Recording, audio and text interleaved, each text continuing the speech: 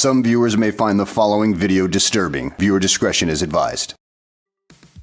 नमस्कार दोस्तों, पिछले एपिसोड में हमने ये देखा था हॉरिजॉन्टल लिस्ट कैसे क्रिएट करी जाती है, कैसे हम टैब्स को क्रिएट करते हैं। फिर हमने देखा था उसको फ्लैट लिस्ट में हम कैसे डिस्प्ले कर सकते हैं।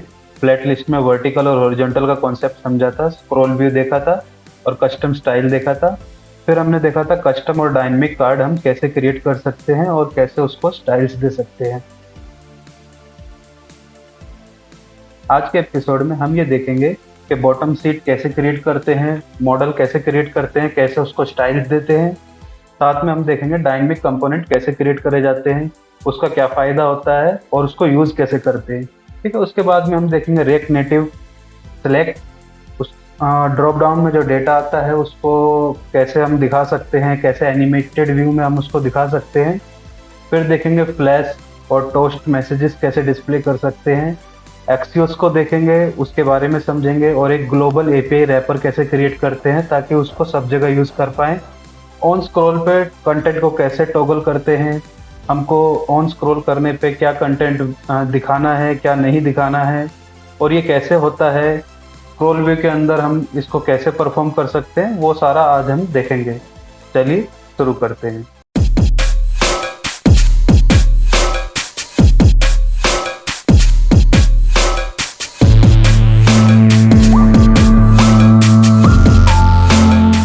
सबसे पहले हम अपने ब्रांच को देख लेते हैं, हम करेक्ट ब्रांच के अंदर हैं या नहीं है, जो कि डेव एचआर है, तो मतलब हम करेक्ट ब्रांच के अंदर हैं। अब हम देखते हैं हमें आगे क्या करना है।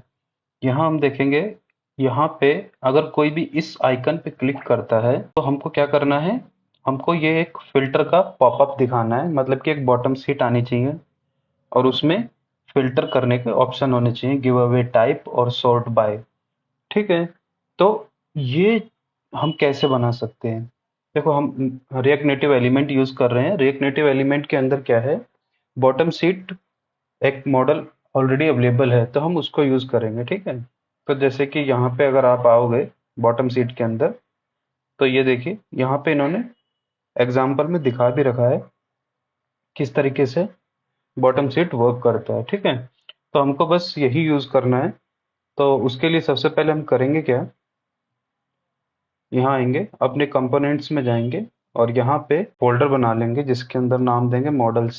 मतलब कि जितने भी हमारे पॉपअप्स मॉडल्स आने वाले हैं वो सब हम इसके अंदर रखने वाले हैं। ठीक है, इसको थोड़ा स्पेसिफिक रखते हैं ताकि हमको इजीली याद, इसको पहचानने में आसानी रहे, तो इसको रखते हैं। और अब चलते हैं यहाँ पे, तो इसके लिए हमको क्या क्या चाहिए, इसको इंपोर्ट कर लेते हैं।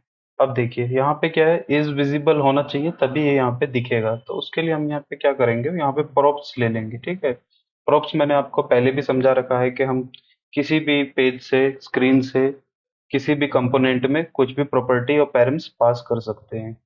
तो उनको कैच करने का तरीका होता है, जैसे कि यहाँ पे हम प्रॉप्स में से क्या ले सकते हैं, जैसे हम 100, अगर वहां से हम 100 पास करें, मतलब कि 100 की वैल्यू ट्रू या फॉल्स होगी, तो अगर वहां से 100 ट्रू है तो मतलब कि दिखना चाहिए, नहीं तो नहीं दिखना चाहिए। ठीक है, बाकी और भी इसकी प्रॉपर्टी होती हैं, वो हम देखेंगे। यहाँ देखिए, यहाँ पे क्या क्या ऑप्शंस अवेलेबल है।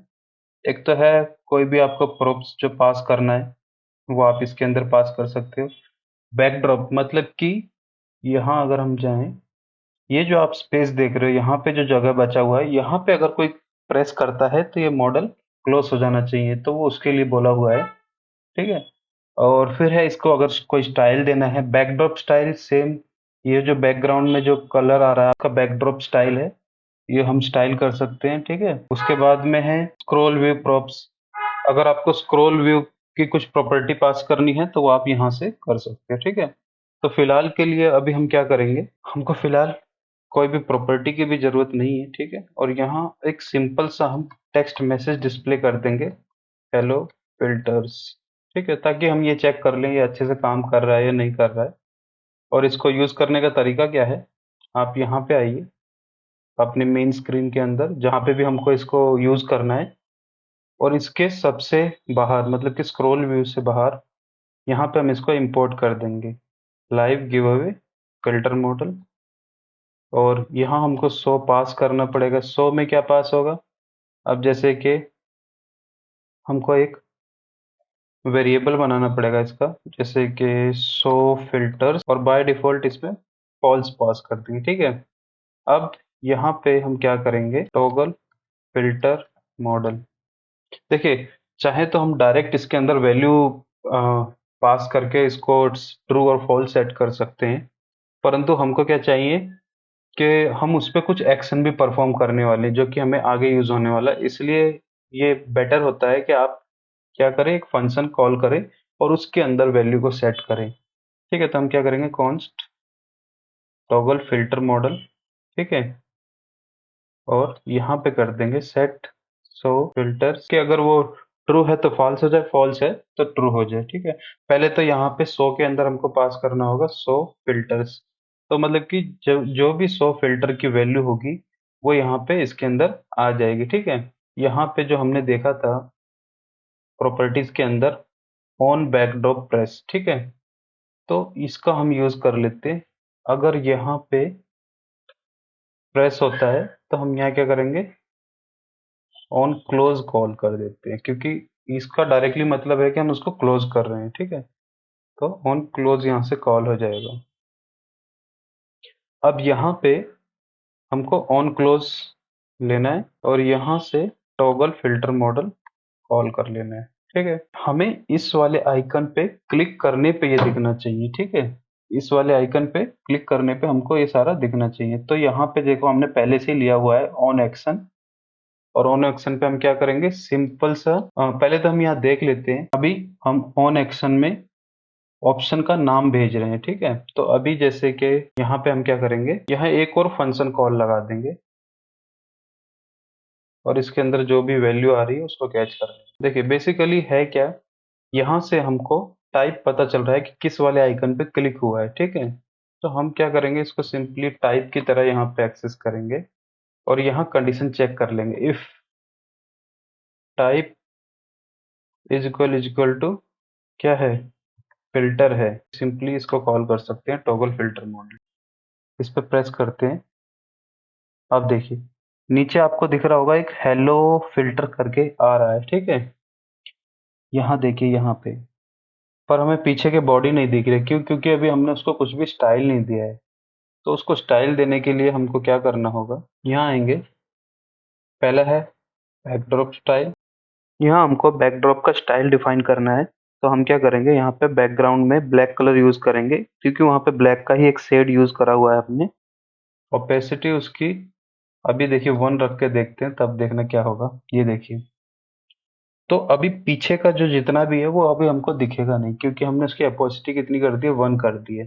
तो 0 से 1 के बीच में इसकी ओपेसिटी की वैल्यू होती है। तो हम क्या करेंगे, इसको अभी 0.1 कर देते हैं। अब देखना, अब देखिए थोड़ा थोड़ा आपको यहाँ पे बैकग्राउंड का ये कलर दिख रहा होगा, और इसकी ओपेसिटी क्योंकि हमने 0.1 कर दिया, अगर ओपेसिटी हम 0.4 कर दें तब देखना। अब देखिए जो हमको चाहिए वो हमको यहाँ मिल रहा है, ठीक है। अब उसके बाद क्या आता है, फिर आता है यहाँ पे कंटेनर स्टाइल, मतलब कि जो उसका मेन कंटेनर है उसका स्टाइल।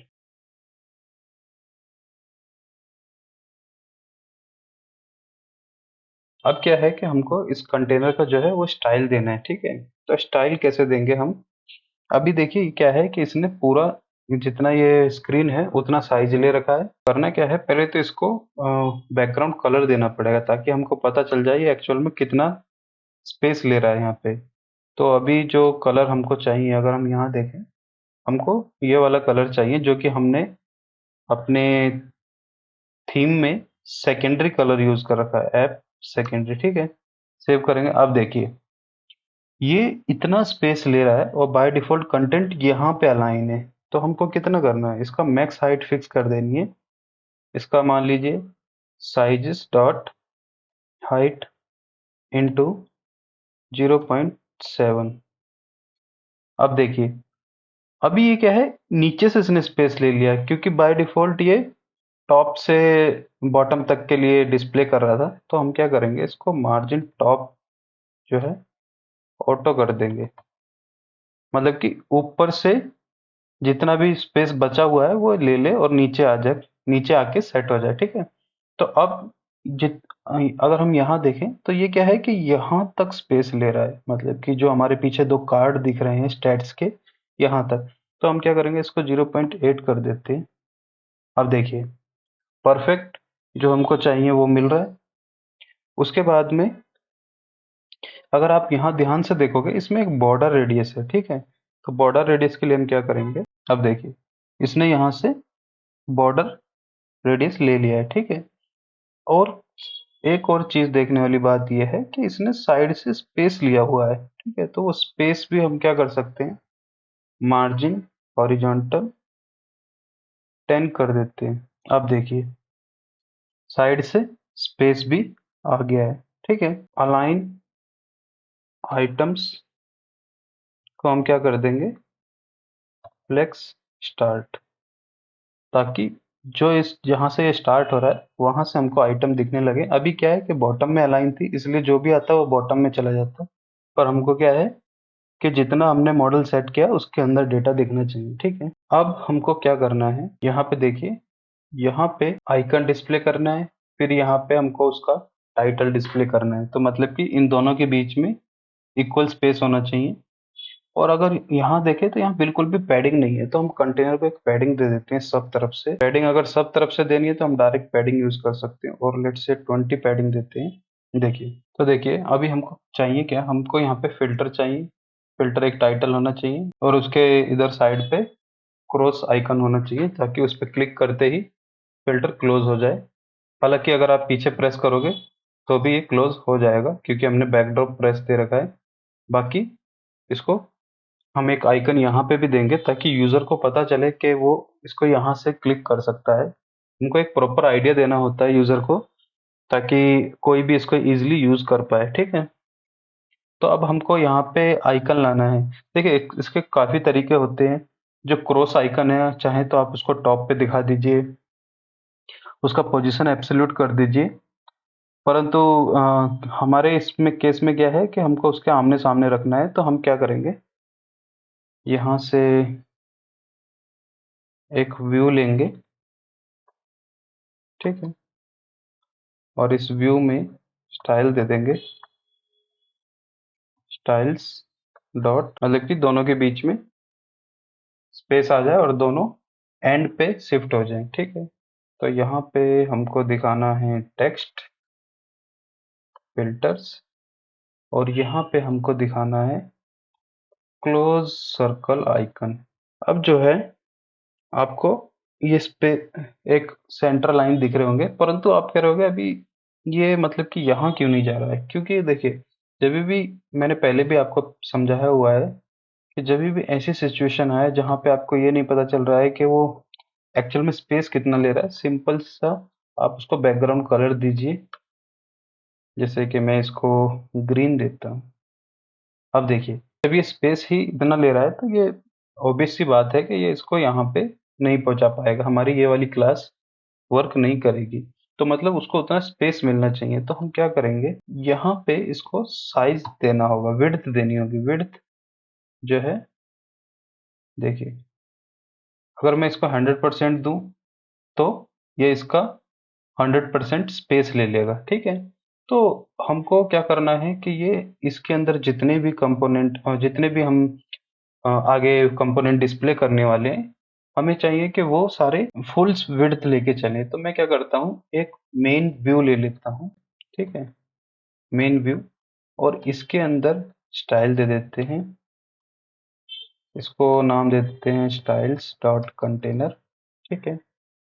और यहाँ पे कंटेनर को डिफाइन कर देते हैं, विड्थ कितनी होनी चाहिए, 100%। मतलब कि जो भी मेन पेरेंट कंटेनर का साइज है उसके अंदर वो पूरा स्पेस ले ले। तो अभी हमको इसकी जरूरत नहीं है, ठीक है। अभी इसको हम हटा देते हैं, ठीक है। तो एक छोटा सा चेंजेस ये है, ये आप सेव कर लें अपनी, ठीक है।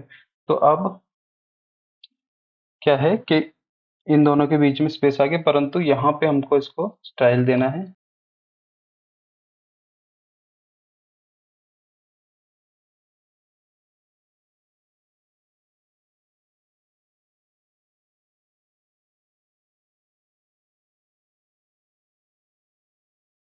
हम क्या करते हैं यहाँ पे, अगर डिवाइडर यूज करते हैं, देखते हैं कैसा दिखता है। ठीक है। तो अभी हमने करा क्या है, यहाँ पे डिवाइडर यूज किया है क्योंकि हमको यहाँ पे क्या है कि एक बॉर्डर दिखाना है, ठीक है, ताकि ये इसको सेपरेट कर दे टॉप हेडर को। तो उसके लिए डिवाइडर जो है एक ऑलरेडी कंपोनेंट है रिएक्ट नेटिव एलिमेंट में, हमने उसका यूज कर लिया है। परंतु क्या है कि इसके बीच में थोड़ा सा हमको स्पेस इंक्रीज करना होगा, तो हम बॉटम सीट हेडर में पैडिंग बॉटम दे देंगे। अभी हम एक चीज और देखते हैं। अभी क्या है, अगर मैं यहाँ पे प्रेस कर रहा हूँ तो ये क्लोज नहीं होगा। क्यों? क्योंकि अभी हमने इस यहाँ पे कोई भी एक्शन डिफाइन नहीं किया है और ना ही ये क्लिकेबल है या फिर प्रेसेबल है। तो अगर जैसे नॉर्मली हम जावास्क्रिप्ट में क्या करते हैं, ऑन क्लिक या क्लिक लिसनर हम यूज करते हैं ताकि जब भी उस पर क्लिक हो तो एक सर्टेन एक्शन हम परफॉर्म कर सकें। अभी यहाँ पे रिएक्ट नेटिव के अंदर क्या होता है, हमको प्रेसेबल एक कंपोनेंट है, हमको वो यूज करना होता है, उसके अंदर चाइल्ड को रैप करना होता है। जो भी हम, जैसे कि ये हमारा आइकन है तो ये चाइल्ड बन जाएगा उसके लिए। तो जैसे ही मैं जैसे प्रेसेबल यूज करता हूँ और इसके अंदर अगर अब मैं कोई भी कंपोनेंट या कोई भी चाइल्ड कंपोनेंट इसके अंदर यूज करूँ, तो इसके क्लिक करने पे, इस पे प्रेस करने पे हम यहाँ पे उसको हैंडल कर सकते हैं। ठीक है। तो प्रेसेबल होता है, और या फिर आपके पास एक होता है टचेबल ओपेसिटी। या तो आप ये वाला यूज कर सकते हैं, एक है टचेबल विदाउट फीडबैक। इसमें क्या होता है कि आप टच करोगे तो वहां पे कोई भी यूजर को पता नहीं चलेगा कि वहां टच हो रहा है कि नहीं हो रहा है। ठीक है। तो आप ये इसमें से कोई भी यूज कर सकते हैं। परंतु प्रेसेबल क्या है, ये लेटेस्ट है रिएक्ट नेटिव की तरफ से। अगर हम यहाँ जाएं रिएक्ट नेटिव डॉट, ये इसमें एक न्यू कंपोनेंट इन्होंने ऐड किया है और ये इसका एक कोर कंपोनेंट है। और इसमें ऑन प्रेस पे आप जो भी इसके अंदर कंपोनेंट यूज करोगे वो सब आप यूज कर सकते हो। देखिए यहाँ पे क्या है, on press out, on press in और लॉन्ग प्रेस। तो मतलब कि आपके पास मल्टीपल ऑप्शन है, आप किस तरीके से उसको यूज करना चाहते हो। ठीक है। तो हम इसका यूज करने वाले हैं और इसमें ऑन प्रेस, अभी हम क्या करेंगे, ऑन क्लोज को ही कॉल कर देंगे। अब देखिए, अब अगर मैं इसको प्रेस करता हूँ, ये यहाँ से क्लोज हो जाएगा। ठीक है। देखिए, पर अभी आप देख रहे होगे वहां पे हमको कुछ पता नहीं चल रहा है कि हम वहां पे एक्चुअल में कुछ प्रेस कर रहे हैं या नहीं है। जैसे नॉर्मली HTML CSS में क्या होता है कि हम ऑन होवर कोई भी स्टाइल दिखा देते हैं, कोई भी इंटरेक्शन दिखा देते हैं, जिससे उसको पता चलता है ठीक है, मैं अगर इसके ऊपर क्लिक करता हूँ तो इस पे कुछ एक्शन होने वाला है। पर यहाँ पे कैसे पता चलेगा? हालांकि क्रॉस आइकन का मतलब यही है कि आप इसको क्लोज करने वाले हो। तो इसके अंदर एक होता है एंड्रॉयड रिपल करके। ठीक है। इसके अंदर आप कलर दे सकते हो, मतलब कि क्या कलर यूज करना है। जैसे कि मैं कलर पास करता हूँ रिपल, मतलब कि जो इसके, जब हम प्रेस करें तो उसके आसपास पे जो इफेक्ट आएगा उसका कलर क्या देना है हमको। और फिर बॉर्डरलेस, मतलब कि अगर आपको वहां पे बॉर्डर दिखाने हैं या नहीं दिखाने हैं, उसके लिए यहाँ पे आपको ट्रू या फॉल्स पास करना होता है। ठीक है। मैं इसको सेव करता हूँ और एक काम करता हूँ, ऑन प्रेस को अभी हटा देते हैं ताकि हम वो इफेक्ट देख पाए। देखिए, अब मैं यहाँ पे प्रेस कर रहा हूँ तो यहाँ पे आप देखिए हमको वो रिपल इफेक्ट दिख रहा है। ठीक है ना। एक हिट स्लोप होता है। हिट स्लोप मतलब कि उस आइकन के आसपास कितने एरिया में आप अगर कोई भी वहां पे टच करे तो ये एक्शन परफॉर्म होना चाहिए। मान लीजिए मैं करता हूँ, इसको 100 दे देता हूँ, तो आइकन के 100 तक, मतलब कि पहले आप देख रहे थे कितना कम स्पेस में आ रहा था, अगर मैं उसके नियर बाय भी कहीं प्रेस कर रहा हूँ तो वो उसको ले लेगा। ठीक है। अगर मैं इसके यहाँ पे भी प्रेस करूंगा ना, ये देखिए, जबकि उससे कितना दूर है और ये प्रेस को ले लेगा यहाँ से। ठीक है। आप ये डिसाइड कर सकते हैं कि आप कितनी दूरी तक ये प्रेस अलाउ करना है। ठीक है। तो इसको हम 50 कर देते हैं। एक होता है इसके अंदर प्रेस रिटेंशन ऑफसेट।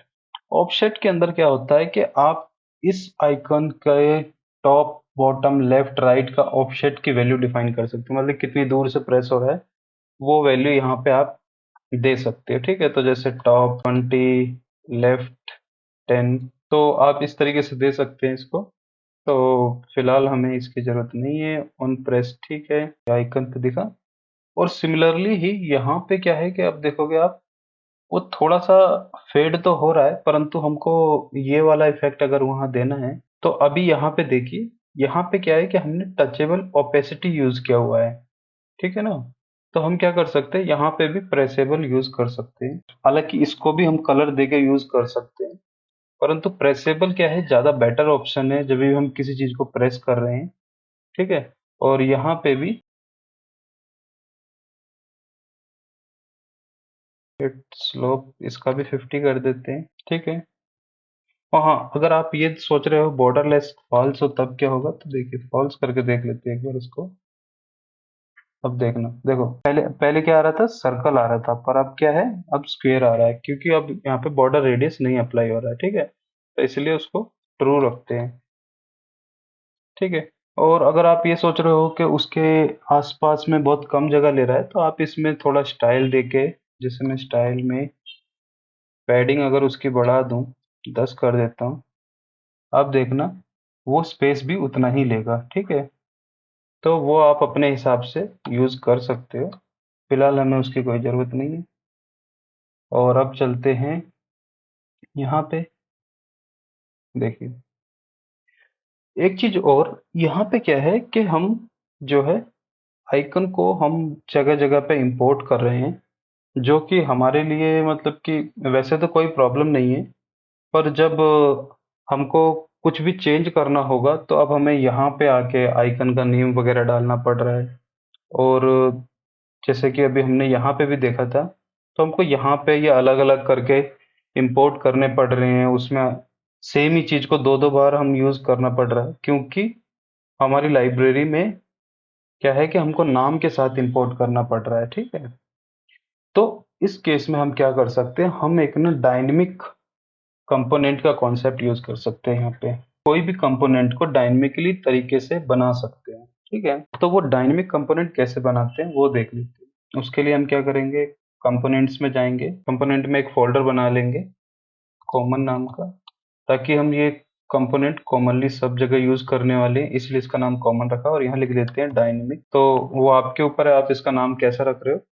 तो डायनेमिक इसलिए रख रहा हूँ क्योंकि ताकि आपको समझ में आ जाए, ये जो आइकन है डायनेमिकली यहाँ पे कंपोनेंट बना रहे हैं, ठीक है।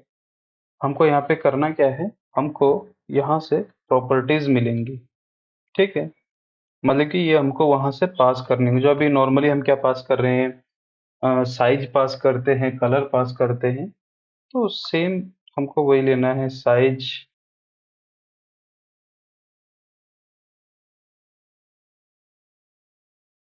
यहाँ हमको क्या करना है, एक एक काम और कर लेते हैं, बाय डिफॉल्ट एक साइज पास कर लेते हैं, जैसे कि अगर कुछ नहीं भी देते हैं तो कम से कम 20 साइज रहना चाहिए। कलर एक देख लेते हैं, कलर जैसे कि हमको अगर हम कुछ ना भी पास करें तो ये वाला या वाइट वाला ले लेते हैं, वाइट वाला कलर अप्लाई हो जाए, ठीक है। नेम क्या है, नेम मैंडेटरी, अगर नेम नहीं होगा तो हमको ये नल रिटर्न करना है, ठीक है। तो हम क्या करेंगे, कॉन्स्ट आइकन कंपोनेंट, और यहाँ क्या लिखेंगे,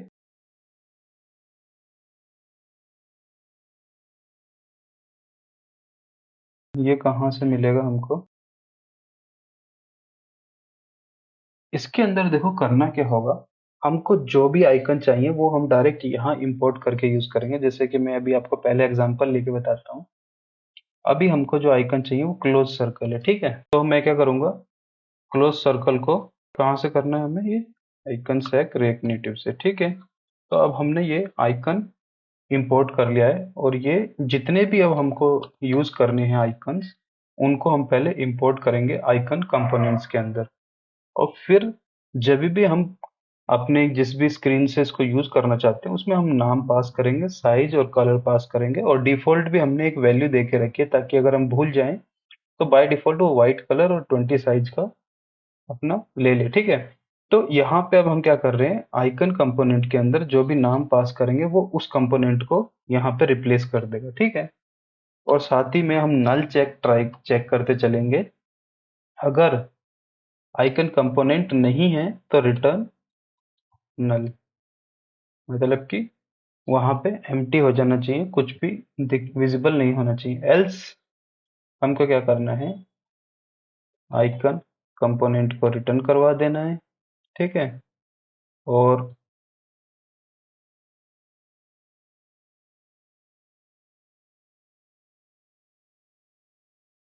अब अगर मैं यहाँ से इस क्लोज सर्कल की जगह यहाँ पे लिख दूं डायनेमिक आइकन, ठीक है। नेम पास कर देता हूँ क्लोज। याद रखें यहाँ पे नेम बिल्कुल एग्जैक्ट वही होना चाहिए जो आपको यूज करना है।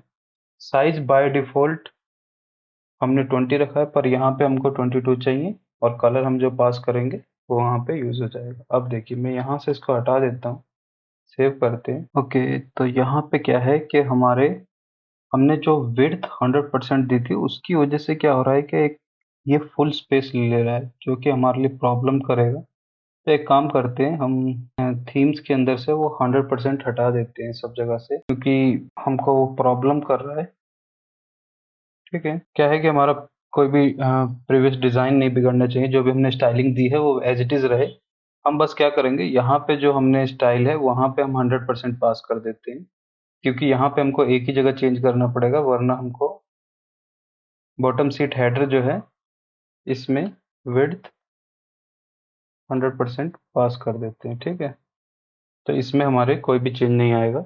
वो इसलिए करा था ताकि इसकी वजह से दिक्कत ना आए, ठीक है। अब जो आइकन हम यूज कर रहे हैं वो यहाँ पे डायनेमिक आइकन हम यूज कर रहे हैं। देखिए क्या है कि वो प्रॉप्स हमने क्योंकि ऑलरेडी यूज किया हुआ था, इस वजह से तो हम क्या है कि डायरेक्ट यहाँ पे इसको इस तरीके से यूज कर रहे हैं, ठीक है।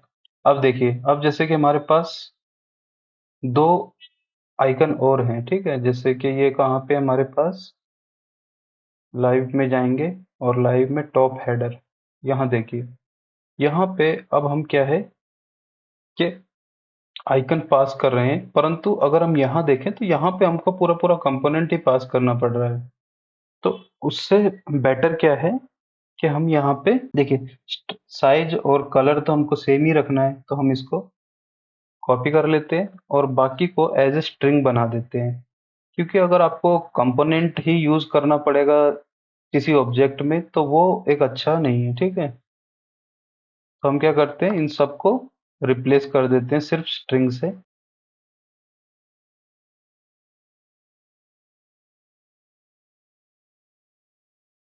यहाँ पे ऑप्शंस डॉट आइकन की जगह अब हमको क्या करना है, डायनेमिक आइकन यूज करना है, और यहाँ नेम के अंदर इसको पास कर देंगे। बाकी जो भी कलर और स्टाइल था वो एज इट इज यहाँ से पास कर देंगे। अब देखना, अब देखिए, आप आपको लग रहा होगा कि वो चले क्यों गए, यहाँ से चले इसलिए गए क्योंकि हमने उसको यहाँ से तो इंपोर्ट कर लिया है, परंतु डायनेमिक आइकन के अंदर हमने उसको इंपोर्ट नहीं किया है, तो हमको सॉर्ट को भी यहाँ यूज कर लेंगे। अब देखिए हमारा आइकन एज इट इज आ रहा है, ठीक है। तो इससे अब होगा क्या, जहाँ पे भी हमको ये हम कंपोनेंट इंपोर्ट कर रहे थे हमें जरूरत नहीं है, अब हम एक ही जगह से इजीली मैनेज कर सकते हैं। और अब इस तरीके से आप क्या है कि कोई भी डायनेमिक कंपोनेंट क्रिएट कर सकते हो, जो भी नेम बेस्ड पे रखना है या आपके जो भी चेंजेस करने, ठीक है। और फिलहाल हमको जो अनयूज्ड है कोड वो हटा देते हैं। डायनेमिक आइकन हमारा हो गया है, ठीक है। और जहाँ हमको दिखेगा हम वहाँ वहाँ पे, अगर मान लीजिए हमने कहीं और पे आइकन यूज कर रखा है तो हम वहाँ पे रिप्लेस कर देंगे, ठीक है ना। यहाँ पे हमको सिलेक्ट ड्रॉप डाउन चाहिए, ठीक है। फिल्टर में अगर देखें हमको एक ड्रॉप डाउन चाहिए जहाँ से यूजर कुछ भी सिलेक्ट करे तो वो वहाँ दिख जाए। देखिए कस्टम भी यहाँ पे हम अपना बना सकते हैं, परंतु अगर कोई चीज ऑलरेडी बनी हुई है और हमारे हेल्प आ सकती है हम उसका यूज कर लेते हैं, ठीक है। तो हम क्या करेंगे, इस वाली लिस्ट का यूज करके देखते हैं। इसके अच्छे खासे डाउनलोड भी हैं, और इसमें क्या है, की वैल्यू के पेयर में हमको डेटा डिस्प्ले करना है, और मल्टीपल सेलेक्ट लिस्ट अगर हमको करनी है तो हम कर सकते हैं, ठीक है। तो हम इसका यूज करके देखते हैं। तो पहले इसको इंस्टॉल कर लेते हैं और इसको यूज करने का तरीका देखते हैं। देखिए क्या है, आपको सिलेक्ट लिस्ट में इसको कॉपी करते हैं। पहले हम इसको ट्राई करके देखते हैं हमको ये जो जो भी हमने लाइब्रेरी इंस्टॉल कर रहे हैं वो अच्छे से काम कर रही है कि नहीं कर रही है। यूज स्टेट को हम डायरेक्ट ही इंपोर्ट कर लेते हैं। और फिर हमको क्या करना है, इसको इंपोर्ट करना है। तो इंपोर्ट कर लेते हैं, देखते हैं ट्राई करके ये अच्छे से इंपोर्ट हुआ है कि नहीं हुआ है। आप देखिए यहाँ पे सिलेक्ट ऑप्शन आ रहा है, और यहाँ पे क्या है कि जिस जिस पे डिसेबल्ड है उस पे ऑलरेडी ये सिलेक्टेड वाला ऑप्शन दिखा रहा है। ठीक है, तो मतलब कि हमारा ये काम तो कर रहा है, और ऊपर से इसमें सर्च का ऑप्शन भी है। देखो सर्च में अगर मैं लिखूं मोबाइल्स, देखिए तो मतलब हमारा जो हर एक सिलेक्ट हमने जो डाला है वो सही से वर्क कर रहा है। अब क्या है कि हमको अपने हिसाब से डेटा डिस्प्ले करना है यहाँ पे। तो मतलब कि अभी यहाँ पे हमको क्या क्या डिस्प्ले करना है वो देख लेते हैं। सबसे पहले क्या दिखाना है, गिव अवे टाइप। देखिए गिव अवे टाइप, अगर आप मैंने स्टार्टिंग में भी आपको बताया था कि हम जो जहाँ से ये यूज कर रहे हैं, यहाँ पे अगर हम देखेंगे तो गिव अवे टाइप यहाँ पे मेंशन है गेम, लूट और बीटा। मतलब कि 3 तरह के गिव अवे अवेलेबल हैं। ठीक है, तो हम क्या करते हैं, हम इस फॉर्मेट में ही अपना ऑब्जेक्ट क्रिएट कर लेते हैं। कहाँ पे, कॉमन डॉट जेएस के अंदर। ठीक है,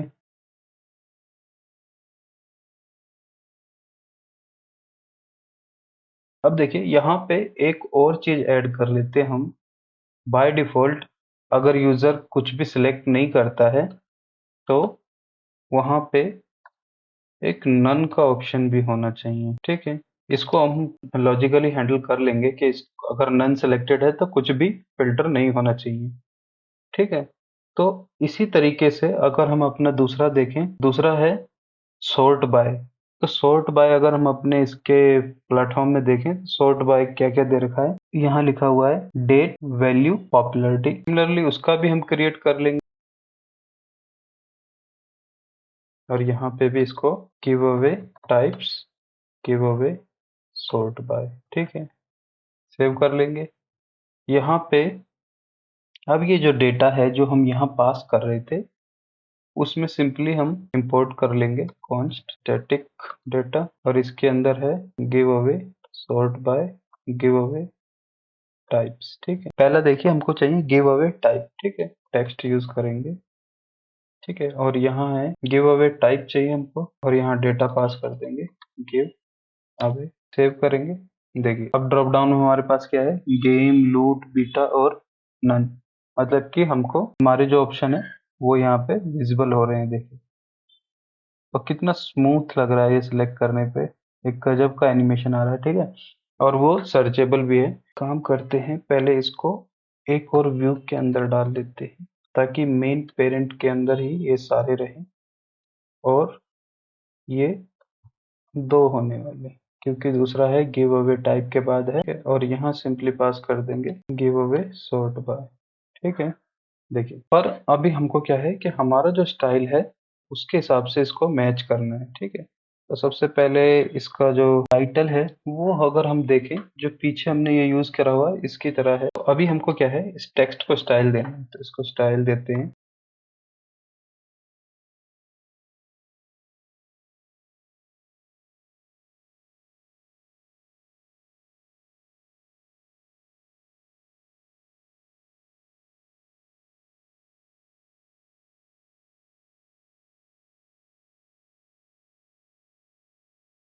तो अब ये क्या है, ये हम हर जगह यूज करने वाले हैं, तो बेटर है उसको हम अपने जो स्टाइल है उसमें ही वो रख दें और वहां से इसको यूज करें। तो इसको हम कॉपी कट कर लेते हैं, और यहाँ पे क्या करते हैं,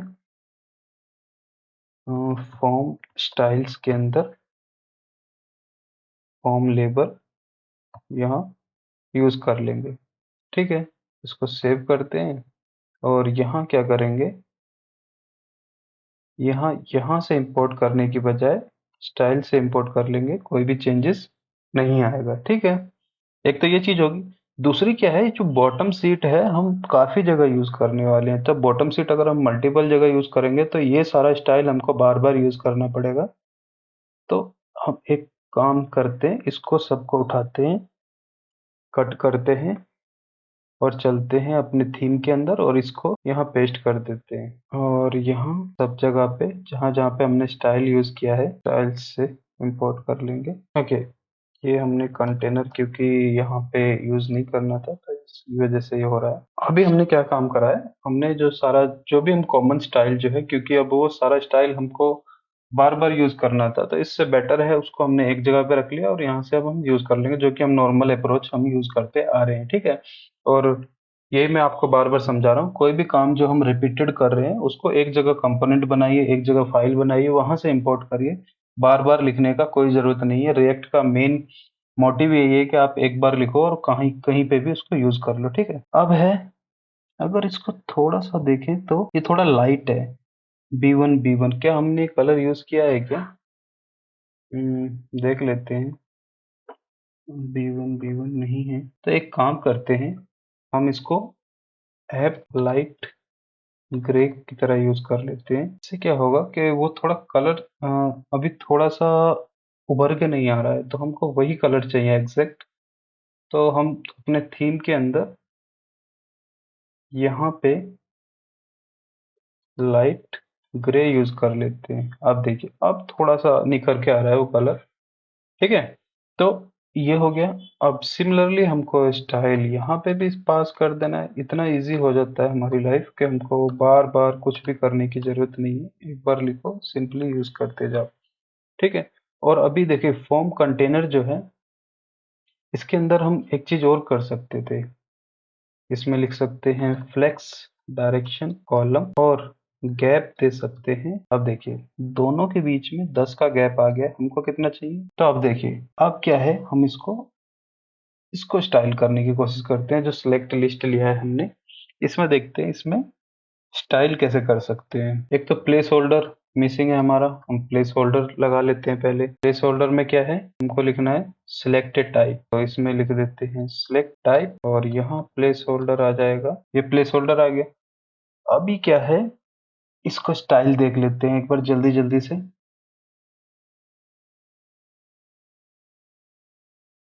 ओके, फॉन्ट फैमिली हम इसमें पास कर सकते हैं और इनपुट स्टाइल है, बॉक्स स्टाइल है, ड्रॉप डाउन स्टाइल है, आइटम स्टाइल, मतलब कि हमारे पास हर चीज को स्टाइल करने का तरीका है। तो सबसे पहले तो हम इसमें एक काम और करते हैं, यहाँ पे फॉन्ट फैमिली पास कर देते हैं। एकदम ये चेंज हो गया, मतलब कि हमारा वर्क कर रहा है, ये भी हो गया। अब है इसमें एरो आइकन, ठीक है। तो एरो आइकन के लिए हम क्या करेंगे, अपना सेम डायनामिक आइकन यूज करेंगे।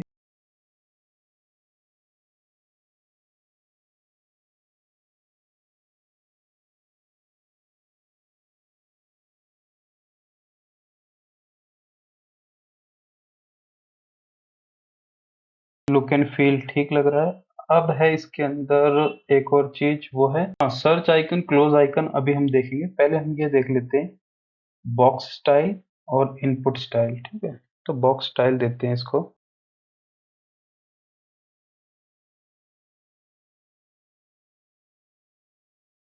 तो हम क्या कर रहे हैं, ये जो कलर है, अगर हमको कहीं और भी यूज करना पड़ा फिर हम इसको वेरिएबल बना लेंगे, वरना दो ही कलर हैं तो मेरे ख्याल से इसको वेरिएबल बनाने की कोई जरूरत नहीं है, ठीक है। ये आपका डिसीजन है, आप इसको कैसे रखना चाहते हैं, ठीक है।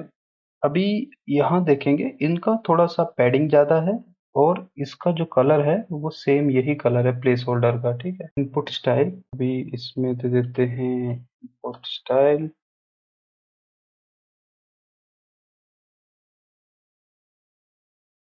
क्या होना चाहिए, कलर्स डॉट वाइट, ठीक है। ताकि कुछ भी हम टाइप करें, मान लो यहाँ पे हेलो, तो वो वाइट में टाइप होना चाहिए, ठीक है ना। तो ये हो गया।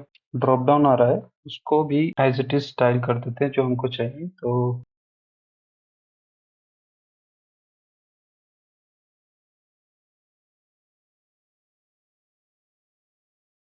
क्योंकि वहां पे हमारे पास डिजाइन में कोई भी स्टाइल नहीं दे रखा है कि ये सिलेक्ट होने पे कैसा आएगा। हालांकि ये भी डिजाइनर की तरफ से दिया जाता है कि आप उस पर क्लिक करें तो उसमें क्या दिखेगा, परंतु फिलहाल हमारे पास वो स्क्रीन अवेलेबल नहीं है।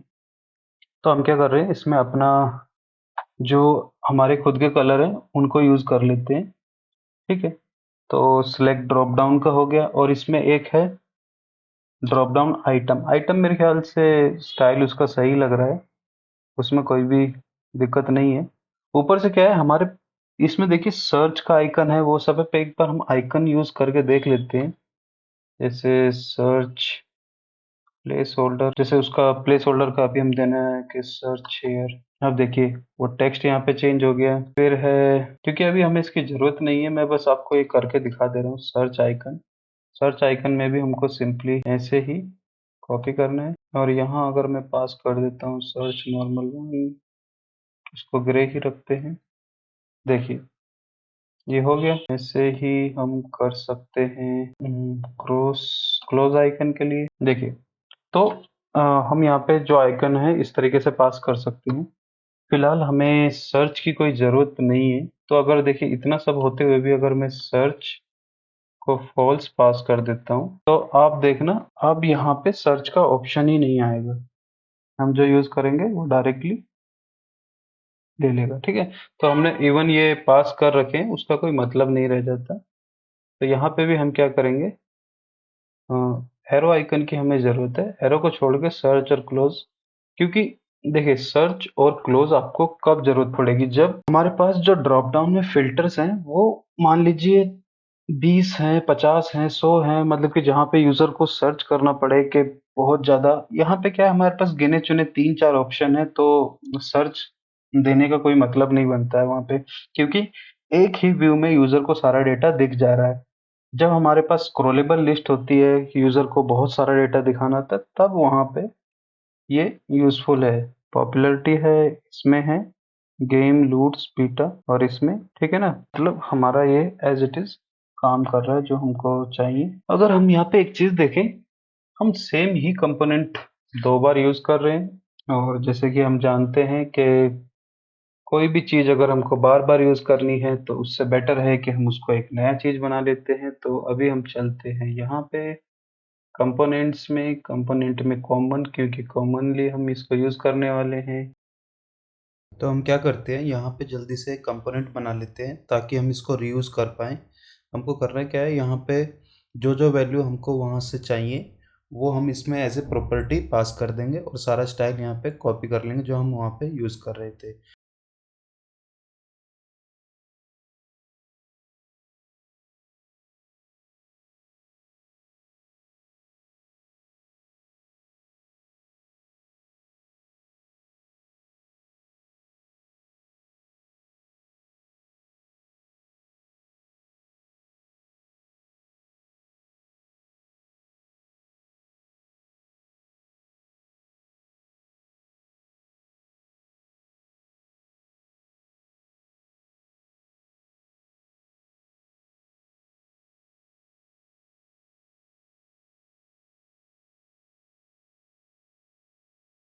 अब देखिए इतने से काम से हमको ये फालतू का जो हम बार बार लिख रहे थे वो सबका जरूरत नहीं है, इसको हटा दीजिए।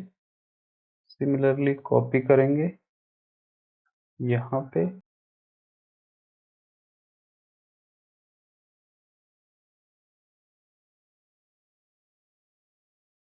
तो यहाँ आ गया selected type, selected value, on selected. अच्छा, ऑन सेलेक्टेड हमने यूज किया है, तो ये भी ठीक है। तो जो सेव उसमें दिया हुआ है उसका मतलब है कि उसमें आपको की या वैल्यू सेव करनी है। तो फिलहाल तो हमको की यूज करनी है, ठीक है। मतलब कि जब हम चेंज करें तो उसमें की जानी चाहिए, ठीक है। अब देखिए इतना सारा कोड दोबारा लिखने की बजाय हम सिंपली क्या है बस ये यूज करेंगे, और जितना भी अननेसेसरी है ये हम यहाँ से रिमूव कर देंगे। सिलेक्टेड टाइप जो प्लेस होल्डर आ रहा है, एक्चुअली क्या है कि ये लाइब्रेरी उसको सपोर्ट नहीं करती है। कहीं पे भी इन्होंने ये नहीं बताया है कि अगर आपको प्लेस होल्डर का स्टाइल चेंज करना है तो आप कैसे कर सकते हो। और मैंने इनका इशू वाला भी यहाँ पे सर्च करके देखा था, तो प्लेस होल्डर में अगर मैं सर्च करता हूँ, किसी ने ऑलरेडी ये इशू रेज करा हुआ है कि जो है प्लेस होल्डर का कलर नहीं चेंज कर पा रहे हैं, ठीक है। तो अभी फिलहाल हम इसको ऐसा ही रहने देते हैं, और फिर है हमको 2 बटन डिस्प्ले करने हैं बिल्कुल बॉटम में, और इसका सेट, रीसेट और अप्लाई 2 बटन होनी चाहिए, ठीक है।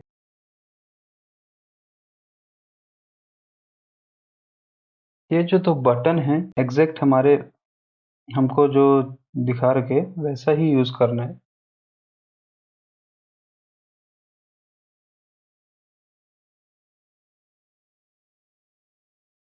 अब अगर हम यहाँ देखें तो हमारे पास दो बटन आ रहे हैं, परंतु इनका साइज अभी काफी बड़ा है। तो अगर हम ऐप सीटीए में जाएं तो यहाँ साइज क्या है, हमने बाय डिफॉल्ट एलजी पास कर रखा है। तो इसको एक काम कर सकते हैं, इसमें बाकी के जो प्रॉप्स हैं एज इट इज हम ले लेंगे और एक काम करते हैं, यहाँ से साइज पास करते हैं। देखिए करा क्या है मैंने, इसकी जितनी भी और बटन की जितनी प्रॉपर्टी हैं उनको हमने यहाँ पे ऐड कर दिया है, मतलब कि जितनी भी ये इसकी खुद की प्रॉपर्टी है वो भी अप्लाई हो जाए और जो हम पास करें वो भी अप्लाई हो जाए। अब देखिए हमने इसमें कस्टम स्टाइल भी पास कर रखा है, मतलब कि अगर हमको बटन का स्टाइल पास करना है तो अभी अगर हम देखेंगे, एक तो ये साइज छोटा हो गया और जो ये रीसेट का एक कस्टम स्टाइल हमने इसमें बोल रखा है F C T A background पर, क्या है कि टेक्स्ट का जो स्टाइल है, ठीक है, अभी आपको ये वैसा नहीं दिख रहा होगा जैसा हमको चाहिए।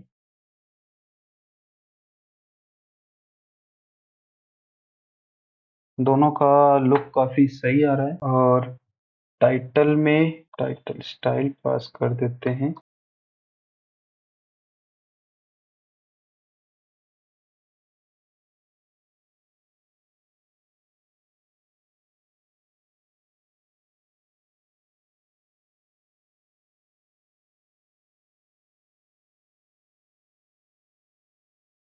ठीक है, दोनों बटन अब काफी ठीक दिख रहे हैं और इसको एक बॉटम में लाना है तो हम क्या करेंगे, स्टाइल्स डॉट एक्शन कंटेनर। देखिए अब इस एक्शन कंटेनर में हमको करना क्या है, यहाँ पे हमको स्टाइल देना होगा मार्जिन टॉप, यहाँ से ऑटो हो जाए। ठीक है, तो अब क्या है कि आप देख रहे हो इसका जो यहाँ से स्पेस है वो उतने का उतना ही रह रहा है। तो इसका कारण क्या है ये देखिए, अगर हम जो ये कंटेनर है, क्योंकि अगर आप देखोगे ये इस मेन कंटेनर के अंदर है, तो इस कंटेनर के अंदर अगर आपको किसी को मान लीजिए इस कोई भी कंपोनेंट को ऊपर से ऑटो हाइट देनी है, ऑटो तभी वर्क करता है जब किसी पेरेंट की हाइट फिक्स हो। तो हम यहाँ पे क्या करते हैं, हाइट को साइज डॉट हाइट इंटू 0.6 करके देखते हैं। अब देखिए ये ऑटो करने पे तभी काम करता है जब हम मेन कंटेनर की मिनिमम हाइट दें। तो इसको 7 करते हैं, तो यही हमको चाहिए और मुझे लगता है कि थोड़ा सा हमको पैडिंग इंक्रीज करना पड़ेगा इसमें, ये ज़्यादा सही लग रहा है।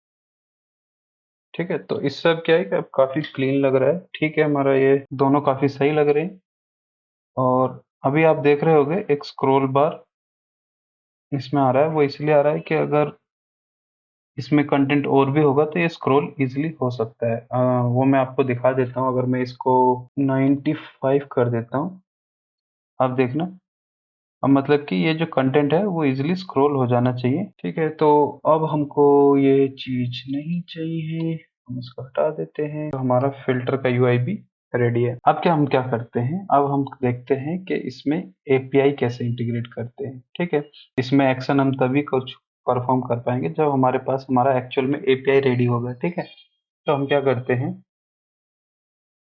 अब देखिए यहाँ आते हैं, तो यहाँ क्या है, हमारे को सबसे पहले जो डेटा चाहिए कि हमारे पास डेटा में ये आना चाहिए, फिर हमारे पास कार्ड का डेटा आना चाहिए और फिर हम जो भी टैब सेलेक्ट करें उसके हिसाब से वो डेटा चेंज हो जाना चाहिए। तो हम सबसे पहले ये समझते हैं कि हम एपीआई कॉल के लिए यूज़ क्या करेंगे। यहाँ हम जैसे आप नॉर्मली कई तरीके होते हैं आपको एपीआई से डेटा फेच करने का। एक तो जावास्क्रिप्ट का ही फेच होता है, फेच के अंदर आप मेंशन कर सकते हो किस मेथड को फेच करना है, गेट, पोर्ट, पुस्ट, आप जो भी यूज़ करना चाहें, डिलीट करना चाहें। और अगर आपको जो एपीआई कॉल है उसको काफ़ी अच्छे से हैंडल करना है तो एक एक्सियोस नाम का एक पैकेट है, एक लाइब्रेरी है, आप उसको यूज़ कर सकते हो। उन्होंने काफ़ी चीज़ों को मतलब कि उसमें एरर हैंडलिंग को बहुत ही ज़्यादा अच्छे से मेंशन कर रखा है। तो हम पहले एक्सियोस को देख लेते हैं। जैसे मैं अगर इसके वीकली करोड़ों में डाउनलोड हैं और इसके अंदर अगर आप देखोगे, ये देखिए, अगर आपको नॉर्मली गेट करना है तो गेट के अंदर आप देन के अंदर आपको रिस्पॉन्स मिल जाता है। कैच मतलब कि अगर कोई भी एरर आता है तो वहाँ आपको ये एरर मिल जाएगा। फाइनली क्या है कि अगर आप यूज़ करें ना करें और ये ऑप्शनल होता है, परंतु फाइनली आपको ये बताने के लिए होता है कि आप अगर कोई भी एक्सिस का फंक्शन रन कर रहे हैं तो उसमें ये तो फाइनली ब्लॉक तो हमेशा रन करेगा। ये आपने अपने कॉलेज वगैरह में भी पढ़ा होगा। फाइनली ब्लॉक क्या है कि बेशक से ऊपर का देन ब्लॉक ना चले एरर की वजह से, कैच में कुछ मिस हो सकता है, परंतु फाइनली में आप जो भी लिखोगे, जो भी लॉजिक लिखोगे वो हमेशा रन करेगा, कुछ भी हो जाए। तो फाइनली ऑप्शनल है, अगर आप यूज करना चाहें तो कर सकते हैं। ठीक है, ये इसमें देखिए, आप अब इन्होंने बता रखा है कि एक्सिस डॉट गेट, अगर आपको कोई भी डेटा फेच करना है, सिंपली उसमें कोई भी आपको कोई डेटा पास नहीं करना है और आपको सिर्फ नॉर्मली या फिर पैरामीटर से डेटा पास करना है यूआरएल से, तो आप डॉट गेट लगा सकते हैं। डॉट पोस्ट में क्या है कि अगर आपको कुछ सर्वर पे डेटा सेंड करना है तो आप पोस्ट का यूज़ कर सकते हो, या फिर कुछ पोस्ट में डेटा सेंड करके फिर आपको कुछ गेट करना है तो भी पोस्ट यूज़ कर सकते हो, या पुट, डिलीट, इसमें सारे ऑप्शन दिए हुए हैं। देखिए, पुट भी है, पैच भी है, पोस्ट भी है, डिलीट भी है, गेट भी है, तो आपकी मर्जी है। ये देखिए, और फिर है, आप डॉट रिक्वेस्ट यूज कर सकते हो। डॉट रिक्वेस्ट का मतलब होता है कि आप कॉन्फ़िगरेशन में अपना सारा ये लिख दीजिए कि मेथड क्या है, उसका यूआरएल क्या है, तो आपको ये सब मेंशन करना नहीं पड़ेगा, जैसे यूआरएल फिर उसके बाद में क्या कॉन्फ़िगरेशन है। तो हर किसी का यूज़ करने का तरीका अलग-अलग होता है। अ, हम जो यूज़ करते हैं वो ज़्यादातर कॉन्फ़िगरेशन को एक जगह लिख लेते हैं ताकि हमको बार-बार हर एक रिक्वेस्ट के लिए लिखना ना पड़े, और उसमें बस डॉट रिक्वेस्ट करके उसको यूज़ कर लेते हैं। ठीक है? अब देखिए, यहाँ पे अगर आप देखोगे तो हमारे पास कॉन्फ़िगरेशन में यूआरएल का मैं यूआरएल पास करने का तरीका है, मेथड कौन सा, गेट, पोस्ट, पुट, डिलीट, और फिर बेस यूआरएल आप सेट कर सकते हो। रिक्वेस्ट को अगर आप ट्रांसफॉर्म करना चाहते हैं तो वो यहाँ से कर सकते हो, और रिक्वेस्ट को अगर आप ट्रांसफॉर्म करना चाहते हो, हेडर पास करना चाहते हो, पैरामीटर पास करना चाहते हो, कोई भी डेटा पास करना है, तो यहाँ से आप सिंपली वहाँ से सब कुछ ईज़िली सिर्फ एट्रीब्यूट में वैल्यू पास करते जाइए, आप ईज़िली कर सकते हैं। टाइम आउट अगर आप देना चाहते हो, मतलब कि आप कोई भी एपीआई कॉल कर रहे हो और अब मान लीजिए 10 सेकंड तक कोई रिस्पॉन्स ही नहीं आ रहा है सर्वर से, तो आप, अब ऐसा तो है नहीं कि अनलिमिटेड टाइम तक लोडर दिखाते रहोगे कि अभी भी डेटा फेच हो रहा है, अभी भी सर्वर से रिक्वेस्ट गई हुई है। बेटर है आप एक टाइम आउट सेट कर दीजिए, और वहाँ पे आप दे सकते हो कि रिक्वेस्ट टाइम आउट, और उसकी वजह से क्या है, आप एक मैसेज दे सकते हो यूज़र को, अभी सर्वर काम नहीं कर रहा है, सर्वर में कुछ प्रॉब्लम है। फिर है विद क्रेडेंशियल, अगर आपको क्रेडेंशियल पास करने हैं, जैसे ये देखिए क्रॉस साइट एक्सेस कंट्रोल के लिए, और ऐसे इसमें काफ़ी ऑप्शंस हैं टोकन पास करने के। और अगर, हाँ, अगर आप कोई चीज़ अपलोड कर रहे हो तो अपलोड का प्रोग्रेस आपको यहाँ मिल जाएगा, डाउनलोड का प्रोग्रेस आप यहाँ से देख सकते हो। ठीक है, तो ये सारे ऑप्शन हैं इसमें, आप इसको चाहें तो यहाँ से पूरा एक बार पढ़ लीजिए। अगर आपको जो रिक्वेस्ट गई है, अगर मान लीजिए इसमें एक सबसे बेस्ट ऑप्शन ये है, अभी आपने कोई एपीआई कॉल करी, ठीक है, अभी वो एपीआई कॉल हो रही है परंतु अचानक से आपने वैल्यू चेंज करके फिर दोबारा से वो एपीआई कॉल करी, तो यहाँ पे आप अबाउट सिग्नल यूज कर सकते हो। इसका मतलब क्या है कि जो अभी एपीआई कॉल हो चुकी है, होने मतलब कि जो अभी इन प्रोग्रेस एपीआई कॉल है वो कैंसिल होकर लेटेस्ट वाली के लिए वो आपको डेटा डिस्प्ले करेगा। ठीक है, तो बहुत सारे ऑप्शन है इसके अंदर, आप वो यूज़ कर सकते हो। रिस्पॉन्स आपको किस फॉर्मेट में मिलेगा, डेटा रिस्पॉन्स स्टेटस, स्टेटस का टेक्स्ट क्या रहेगा, ठीक है, तो ये सब आपको यहाँ मिलने वाला है। आप इसको मतलब कि एपीआई कॉल को ये हमारा बहुत ही इजी और स्ट्रक्चर्ड कर देता है, इसलिए बहुत ज़्यादा यूज में आता है। आप इसका वीकली डाउनलोड देख ही चुके होंगे, करोड़ों में इसको लोग डाउनलोड करते हैं। और यहाँ पे इसका डॉक्यूमेंटेशन इन्होंने और अच्छे से दिया हुआ है। ठीक है, तो हम क्या करेंगे, पहले एक्सियोस इंस्टॉल कर लेते हैं। और मैं क्या करता हूँ, पहले आपको एक एपीआई कॉल करके दिखाता हूँ हमको जो डेटा आ रहा है, फिर मैं आपको ये बताऊंगा कि इसी एपीआई कॉल को कैसे हम एक सिंगल रैपर से हर तरीके की रिक्वेस्ट को कॉल कर सकते हैं। सेम फंक्शन को हम यूज करके पूरे प्लेटफॉर्म में हमको बार बार वो इतना सारा कोड लिखने की, जैसे इन्होंने मेंशन करा हुआ है एग्जाम्पल के अंदर, कि अगर आपको एक कॉल करनी है तो आपको मिनिमम देन कैच फाइनली ये सब लिखना पड़ेगा। पर हम इस सब को भी हटा के एक ही जगह यूज करेंगे और उससे ही हमारा पूरे प्लेटफॉर्म में काम हो जाएगा। ठीक है, यहाँ पे एक्सियोस को इंस्टॉल कर लेते हैं। ठीक है, एक्सियोस इंस्टॉल हो गया है। अब हमको क्या करना है, याद होगा आपको, मैंने स्टार्टिंग में आपको यहाँ देखिए एक एपीआई नाम का फोल्डर बनवाया था। ठीक है, तो यहाँ पे हम लिखेंगे endpoints डॉट जेएस। देखिए, इसके अंदर हम क्या करेंगे, जितने भी हमारे एंड पॉइंट्स रहेंगे, जो भी हमको कॉल करने हैं, वो यहाँ पे लिखेंगे। मैंने देखा है काफी फ्रेशर क्या करते हैं, जहाँ पे एपीआई कॉल कर रहे हैं वहीं से डायरेक्ट पाथ नेम डाल देते हैं, यूआरएल पास कर देते हैं। और फिर अगर कुछ भी चेंज करना होता है तो फिर जा जाके पेज के अंदर फिर देखते हैं क्या यूआरएल था। परंतु सबसे बेस्ट अप्रोच यही है, एंड पॉइंट्स भी आपके एक ही जगह लिखे होने चाहिए, ताकि अगर आपको बाद में कोई मेजर चेंजेस करने हो तो आपको सिर्फ एक फाइल में चेंज करना है, ना कि पूरे अलग अलग फाइल में जाके सर्च करना पड़ेगा आपको। Total give away and worth estimation in dollar, जो कि हमको हमारे यहाँ पे दिखाना है टोटल और कितना वर्थ है। तो हमको क्या करना है, एपीआई स्लैश वर्थ यूज करना पड़ेगा। ठीक है, तो हम क्या करेंगे, कॉन्स्ट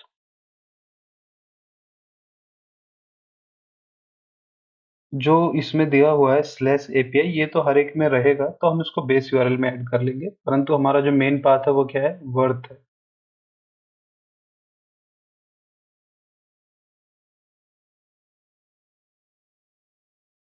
ताकि हमको पता रहेगा कि ये एंड पॉइंट्स किसके लिए हैं। इससे क्या है कि हम जितने भी यूआरएल जिस स्क्रीन से रिलेटेड है यहाँ मेंशन कर दें। ठीक है, अब देखिए, उससे पहले मैं आपको एक्सियोस का यहाँ पे कॉल करके दिखाता हूँ।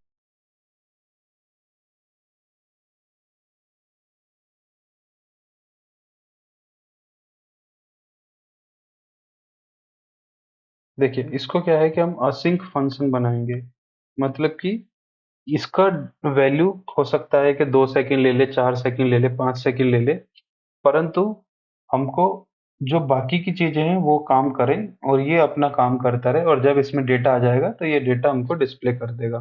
तो परंतु आप कहोगे कि फिर हमको ये पता कैसे चलेगा कि मतलब कि अगर मान लो पहले वाला ये वाला कोड रन कर देगा तो और यहाँ पे ये वैल्यू मिलेगा नहीं तो एरर आ जाएगा, वो भी बात सही है। तो हम क्या करेंगे, एक लोडर का कॉन्सेप्ट होता है कि मतलब कि जब तक एपीआई कॉल हो रही है तब तक आप लोडर डिस्प्ले करिए, या फिर कुछ भी ऐसा टेक्स्ट डिस्प्ले करिए जिससे कि यूजर को पता चल जाए, ओके अभी स्क्रीन पे डेटा नहीं है, अभी एपीआई कॉल हो रही है, बैकएंड से कनेक्शन सेटअप हुआ है, तो आप थोड़ा वेट कीजिए। वहां पे हम दिखा देंगे प्लीज वेट, या फिर हम उसको मतलब कि यूजर को किसी न किसी तरीके से हमको वेट करने के लिए बोलना होगा। ठीक, इसको पूरा कॉपी करता हूँ। ठीक है, और यहाँ पे यूज करते हैं, क्योंकि जब भी हम असिंक यूज करते हैं तो हमें अवेट लगाना पड़ता है ताकि वो तब तक वेट करे जब तक डेटा नहीं आ रहा है। ठीक है, और इसके अंदर अभी हम यहाँ पे ये सब कमेंट हटा देते हैं। इसको देखो, मैं आपको इस यहाँ प्रिंट करके दिखा देता हूँ, तो ये तो हर हालत में रन होगा ही होगा। कोई एरर आएगा तो यहाँ पे हमको दिख जाएगा, नहीं तो रिस्पॉन्स। और बेस यूआरएल में हमको क्या चाहिए, अभी के लिए हम यहाँ से कॉपी कर लेते हैं ये वर्ड। अभी अब क्या है कि ये कॉल कब होगा, हमें चाहिए जब भी स्क्रीन लोड हो तो ये एपीआई कॉल हो जानी चाहिए। ठीक है, तो सिंपली यहाँ लिख देंगे fetch total give away. Okay, हमने क्योंकि एक्सेस को इंस्टॉल किया था तो एक बार दोबारा रन कर लेते हैं। अब देखिए यहाँ पे क्या है कि एक एरर आ रहा है, Axios does not exist। क्यों? क्योंकि हमने यहाँ पे इसको इंपोर्ट नहीं किया। इंपोर्ट कर लेंगे, सेव करते हैं। यहाँ पे देखिए हमारे पास कुछ ऐसा डेटा देखने को मिल रहा है। एक मिनट, क्योंकि अभी ये हम समझ नहीं पाएंगे, तो इसमें रिस्पॉन्स डॉट डेटा में हमको डेटा मिलता है। तो अब देखिए, देखिए सबसे पहले क्या रन हुआ, hello world I will definitely run, मतलब कि ये तो हर हालत में रन होगा ही होगा, ठीक है। और उसके बाद में एक्टिव गिव अवे नंबर, कितना हमको, मतलब कि कितने गिव अवे एक्टिव हैं, तो यहाँ पे हमको वो दिखाने हैं। वर्थ एस्टिमेशन 495, मतलब कि एग्जैक्ट जो हमको चाहिए वो यहाँ पे हमको मिल रहा है ना। तो सिंपली अब देखिए, अब इतना सा डेटा के लिए हमको ये सारा चीज लिखना पड़ रहा है, और इसमें भी एरर आएगा, तब हमको नहीं पता क्या सब करना है। तो इसको ही, इसी जो एपीआई कॉल करने का तरीका है, इसको हम बेटर तरीके से हैंडल कर सकते हैं। उसके लिए हमको क्या करना है, अपना जाएंगे हम एंड पॉइंट्स, ठीक है। और यहाँ पे एक तरीका होता है इसमें, जैसे कि मैं आपको दिखा देता हूँ। इन्होंने बता रखा है आप क्या कर सकते हैं, इसका एक इंस्टेंस क्रिएट कर सकते हैं और उसके अंदर आप बेस, टाइम आउट और हेडर पास कर सकते हैं, ठीक है। तो अब हम क्या करेंगे, यहाँ पे तो हमको लिखना होगा एपीआई कॉल, और यहाँ हम बना लेते हैं इसका इंस्टेंस डॉट जेएस, ठीक है। यहाँ करेंगे इंपोर्ट सीएस।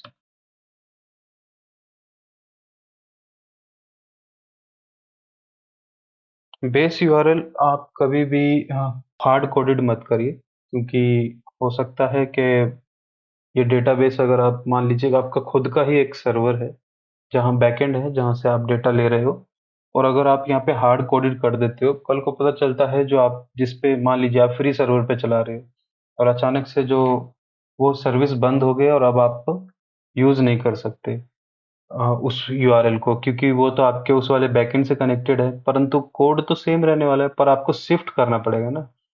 तो इस केस में आप क्या है, अपना बैकएंड यूआरएल डायनेमिक रखिए।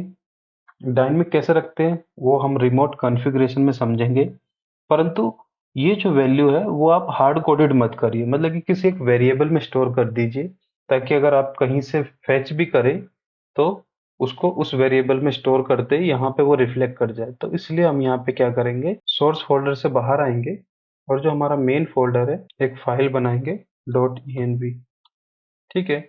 और डॉट env के अंदर देखिए, यहाँ पे अब हमारे पास ऑप्शन है, इनका जो बेस यूआरएल दिया हुआ है या तो हम ये यूज कर सकते हैं, या फिर इन्होंने नीचे बोला हुआ है अगर आपको कोर्स एरर, मान ली क्या होता है कि जब हम एपीआई कॉल करते हैं तो ऐसा होता है, जब हम बैकएंड अपना सेटअप करते हैं तो हम उसको सिक्योर करने के लिए वहाँ पे वाइट लिस्टिंग करते हैं उसका आईपी एड्रेस का, डोमेन नेम का, ताकि उस स्पेसिफिक जगह से ही अगर रिक्वेस्ट आएगी तो वो उसको अलाउ करेगी, वरना वो कोर्स एरर थ्रो करेगी। कोर्स एरर मतलब कि क्रॉस ओरिजिन रिसोर्स शेयरिंग। तो अगर आपने अपने बैकएंड में अपना वाइट लिस्ट नहीं कर रखा है तो वो आप एपीआई कॉल नहीं कर सकते, वो उसको एज ए अनसिक्योर मानेगी, ठीक है।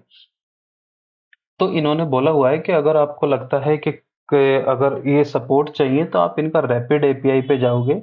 यहाँ पे इन्होंने बता रखा है कि आप कैसे कैसे क्या क्या कॉल कर सकते हो, और यहाँ पे आपको क्या है, एक आपका एपीआई टोकन मिल जाता है, एपीआई की और एपीआई होस्ट मिल जाता है।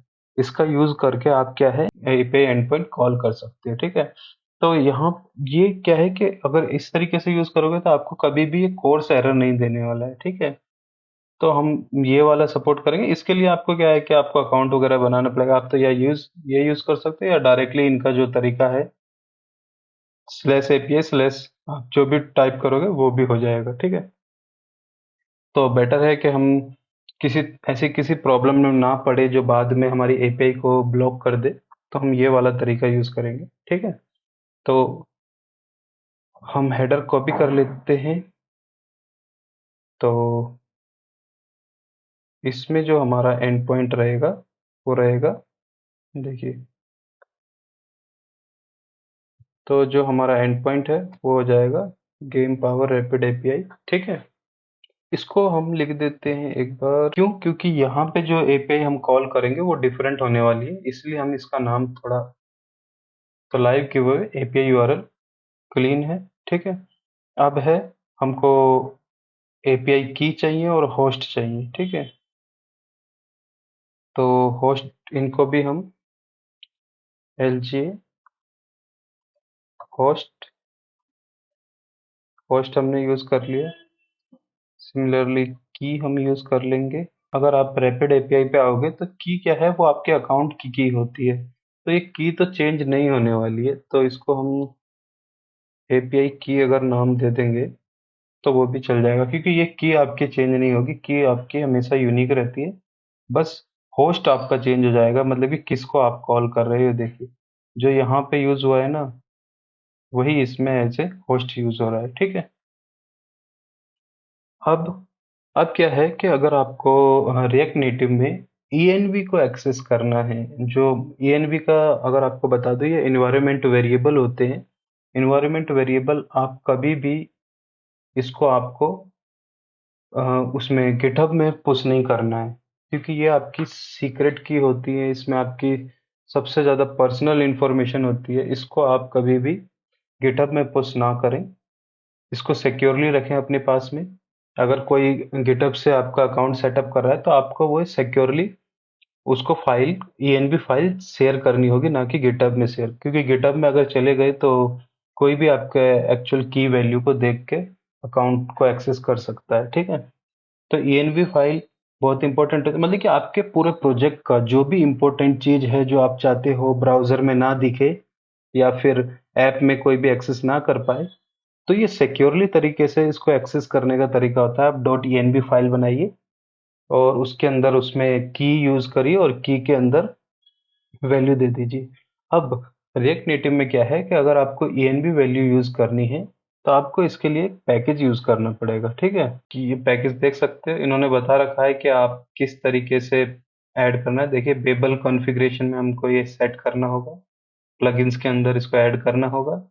यहाँ से आप बता सकते हो इसका नाम क्या है, किस तरीके से आप इंपोर्ट करना चाहते हो, पाथ दे सकते हो आप जहाँ पे आपने ईएनवी फाइल को सेव करा है, और यहाँ पे आप वो सारी चीज ऐड कर सकते हो, किसको ब्लॉक करना है, किसको अलाउ करना है, तो आप यहाँ से इजीली इसको कर सकते हो। कॉन्फ़िगरेशन में देखिए प्लगइन हम ऑलरेडी यूज कर रहे हैं, इसमें कॉमा लगा के यहाँ पे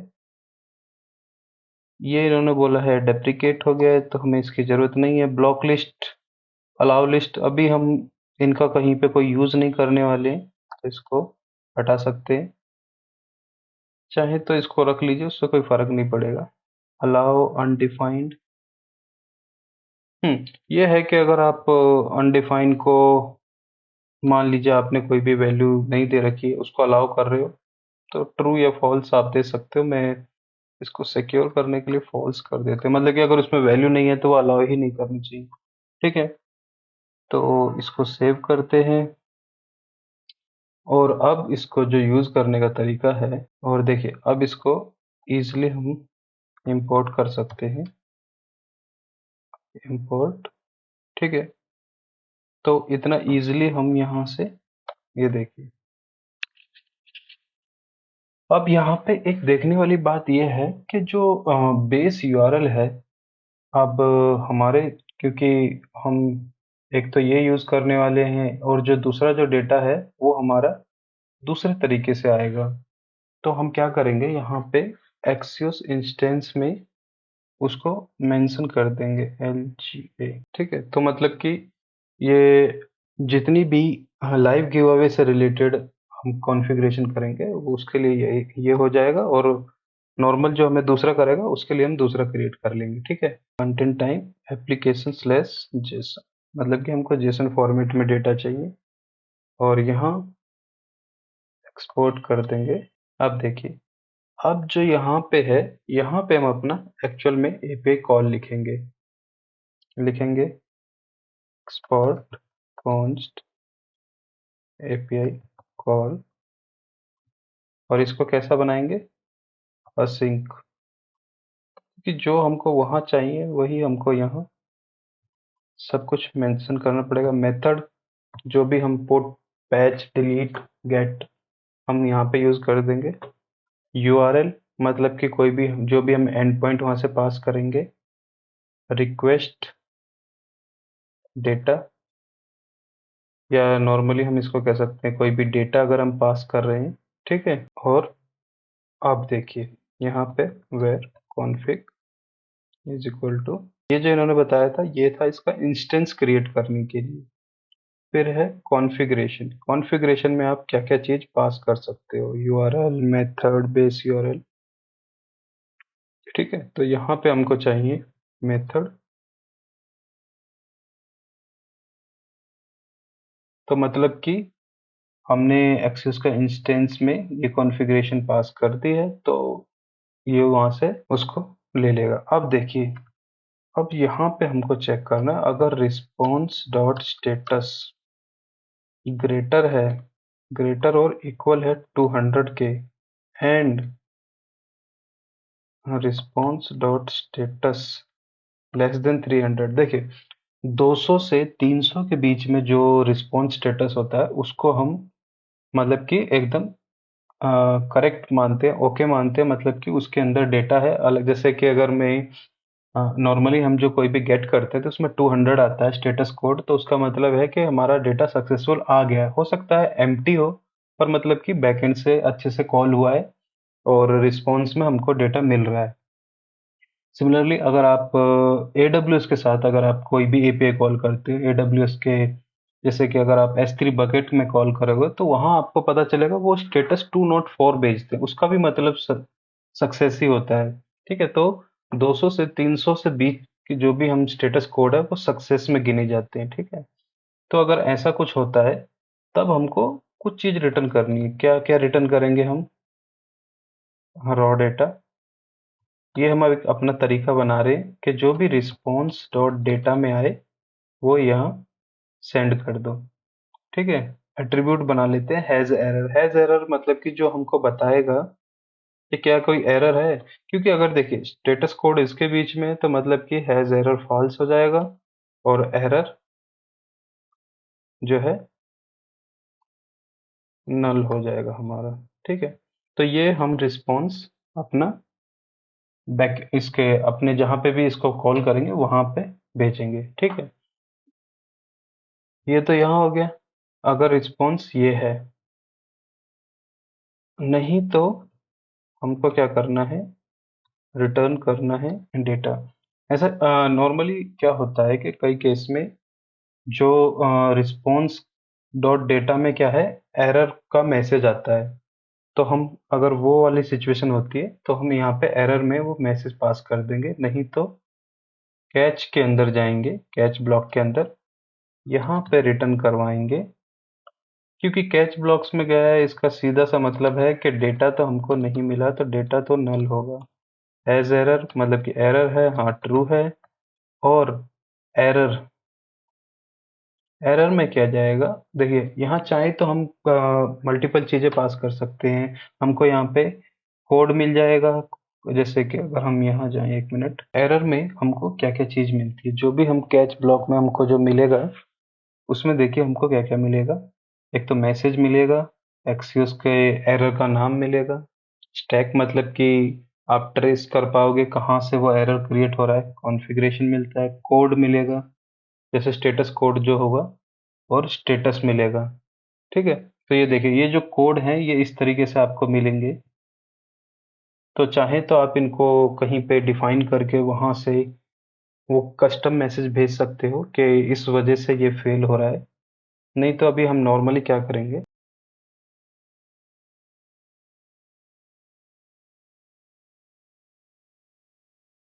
तो ये अब हमारा एक रैपर बन गया है।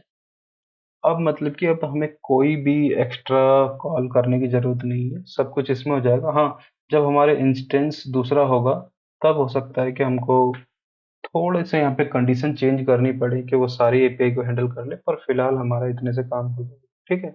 अब देखिए, अब इसको यूज करने का तरीका देख लेते हैं। यहाँ आते हैं हमारे लाइव गिव अवे स्क्रीन पे। हमको ये सारा कुछ नहीं चाहिए, ठीक है।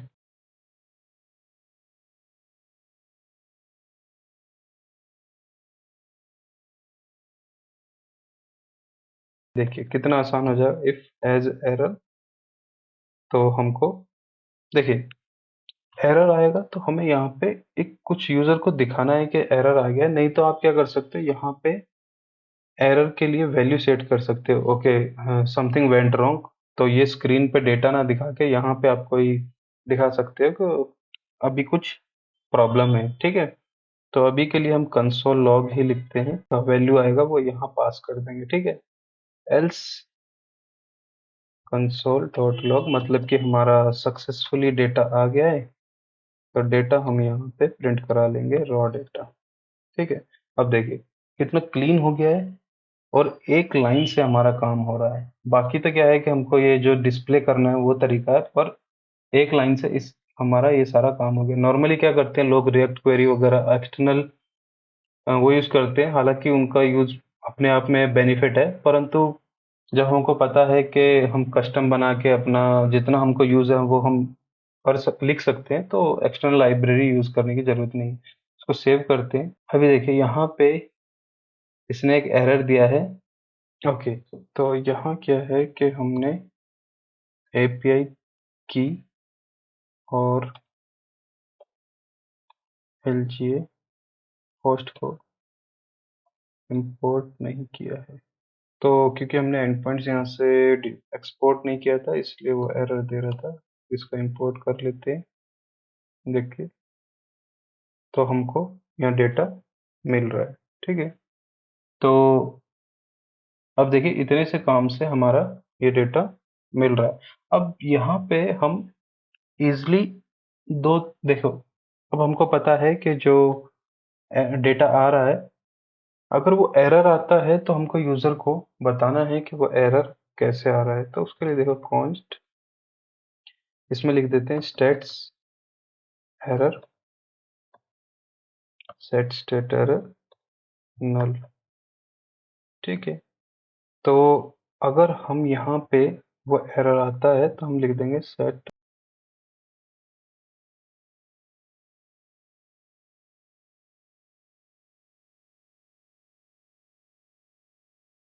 तो यहाँ पे हम वैल्यू पास करनी है हमको। ठीक है, तो सिंपली जो भी हमारा डेटा आ रहा है सेट स्टेट्स रॉ डेटा।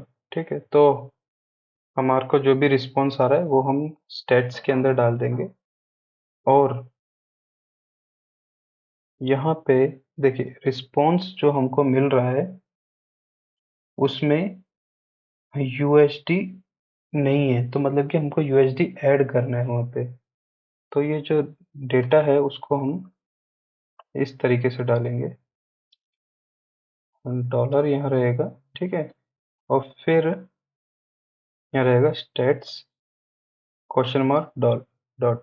इसका मतलब ये होता है कंडीशनल ऑपरेटर की तरह काम करता है। अगर डेटा है तब ही यहाँ पे वैल्यू डिस्प्ले होगी, एल्स यहाँ पे वैल्यू नहीं आएगी। ठीक है, तो ये हमको क्या दिखाना है यहाँ पे, वर्थ, कितनी वर्थ है इसकी, तो ये आ जाएगी यहाँ पे। सिमिलरली यहाँ पे हमको चाहिए स्टेट्स कॉलम, और क्या डेटा आ रहा है, एक्टिव गिव अवे नंबर्स। ठीक है, सेव करें। देखो हमारा एक्चुअल जो वैल्यू है, अब हम क्या है कि डायरेक्ट एपीआई कॉल कर रहे हैं, एपीआई कॉल से हमारा जो डेटा आ रहा है वो यहाँ डिस्प्ले हो रहा है। और अगर एरर आ जाता है तब हमको यहाँ क्या करना है, हमको ये डेटा ही डिस्प्ले नहीं करना है। तो हम क्या करेंगे, यहाँ पे स्टेट एरर ना हो, अगर स्टेट एरर ना हो फिर हम कह सकते हैं if state error not equal equal null, मतलब कि स्टेट्स का जो एरर है वो नल रहेगा तो हमारे लिए अच्छा रहेगा, मतलब कि डेटा आ रहा है। नल चेक हमने यहाँ लगा लिया है, तो जब तक डेटा नहीं आएगा, okay, state error not equal नहीं, इक्वल इक्वल टू नल, जब तक नल रहेगा तब तक हमारे लिए बेटर है। क्योंकि नल का मतलब है कि कोई भी एरर नहीं है और हम यहाँ पे डेटा डिस्प्ले कर रहे हैं। अगर मान लीजिए मैं यहाँ पे क्या करता हूँ, यहाँ पे सेट स्टेट्स एरर को समथिंग सम एरर अकर्ड, ये मान लीजिए इसके अंदर सेव कर देते, तो मतलब अब वो नल नहीं रहा, तो मतलब अब हमारे पास वो डेटा नहीं रहेगा। ठीक है, तो हमको ये और देखना पड़ेगा, अगर वो ना हो तो ये जो स्पेस है वो नहीं आना चाहिए, ये जो है टॉप से काफी स्पेस ले रहा है। पैडिंग टॉप जो है इसकी कुछ ज्यादा ही है, अब ये सही रहेगा, यहाँ से इसको हटा देते हैं। देखिए, तो अगर डेटा नहीं है तो कुछ ऐसा दिखेगा हमारा, और इसको हटा देते हैं, और डेटा जैसे ही हमारे पास आएगा, ठीक है, तो अब हमको कोई भी एपीआई कॉल करना है तो सिंपली इस तरीके से कर सकते हैं। हाँ, अब देखिए, अभी हमको एक इसमें एक पॉपअप भी आना चाहिए अगर कुछ एरर आता है मान लीजिए, क्योंकि ये नहीं आएगा तो भी हमको नीचे का डेटा तो डिस्प्ले करना ही है, क्योंकि मान लीजिए अगर हमारी ये एपीआई फेल हो जाती है, मान लीजिए हम ये नहीं दिखा रहे हैं, तो हम ऐसा तो है नहीं कि पूरे ही स्क्रीन पे ये दिखा देंगे समथिंग वेंट रॉन्ग, हमको जो डेटा अवेलेबल है वो तो दिखाना ही होगा ना। तो उस केस में हम क्या करेंगे, इसको जो यहाँ पे जो डेटा नहीं आ रहा है ये तो हिडन हो जाएगा, तो तब हमको पर यूजर को ये जरूर बताना है कि ये फेल हो गया है, ठीक है।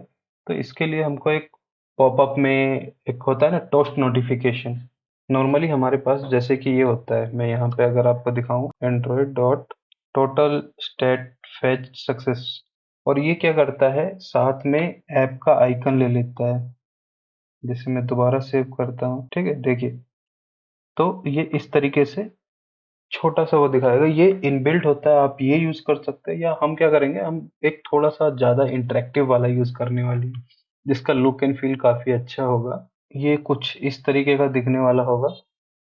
तो काफी फेमस है लाइब्रेरी, बहुत ही छोटा सा साइज है 60 KB का, ठीक है।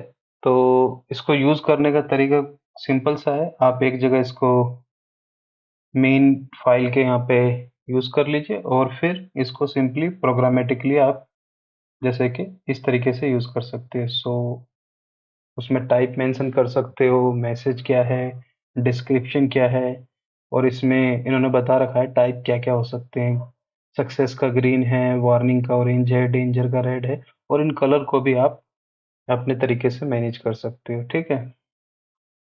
तो इसमें काफ़ी सारी प्रॉपर्टी है, हम इसका यूज़ करेंगे क्योंकि इसका लुक एंड फील काफ़ी अच्छा है, ठीक है। तो अब देखिए, उसको यूज़ करने का तरीका बहुत ही सिंपल है, यहाँ जाएंगे हम अपने ऐप डॉट जेएस के अंदर, ठीक है, और यहाँ पे सेव एरी सबसे लास्ट में यहाँ पे यूज़ करेंगे प्लस मैसेज, ठीक है। ये इसलिए ताकि पूरे ऐप में हमको बार बार इसको यूज़ ना करना पड़े, एक ही जगह आप इस कंपोनेंट को इंपोर्ट कर लीजिए, और इसका रेफ पास करना पड़ेगा हमको।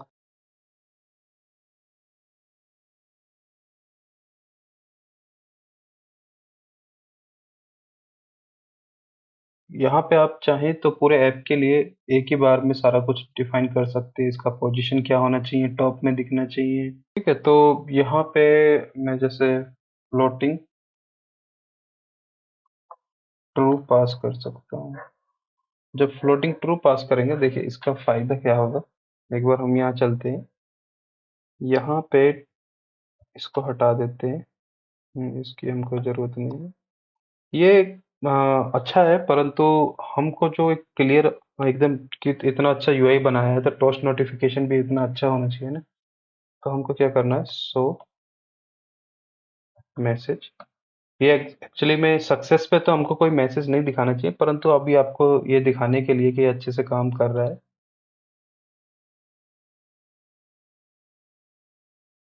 और ड्यूरेशन यहाँ आप मेंशन कर सकते हो कितनी देर रखना चाहिए, जैसे कि 5 सेकंड रखना चाहिए, तो उसके लिए 5000 आपको मेंशन करना पड़ेगा, जितने सेकंड आपको डिस्प्ले करना है उतने 1000 आप ऐड कर दीजिए, ठीक है। इसके बाद में आपको क्या करना है, हाँ, पोजीशन आप डिफाइन कर सकते हैं, पोजीशन टॉप या फिर बॉटम, ठीक है, या फिर आप या तो आप यहाँ दिखा दीजिए या फिर आप बॉटम में दिखा दीजिए। तो फिलहाल टॉप पे रख रहे हैं ताकि यूजर को एकदम दिखे। ज्यादातर हाँ, पॉपअप जो जो टोस्ट नोटिफिकेशन है ऊपर से ही दिखते हैं, ठीक है। तो इसको जैसे ही मैं सेव करूंगा, अब देखना ये ऊपर से आपको दिख रहा होगा, एक डेटा आता हुआ दिखता है। यहाँ पे हमने एक गलती करी है, मैसेज आएगा वहां पे, टाइटल की जगह यहाँ मैसेज यूज करना है। सेव करेंगे, अब देखिए यहाँ से एक कुछ पैडिंग लेके तब आ रहा है ना। इसमें क्या है कि हम कस्टम स्टाइल भी दे सकते हैं। स्टाइल कैसे दे सकते हैं हम इसमें, जैसे कि मैं दे सकता हूँ मार्जिन टॉप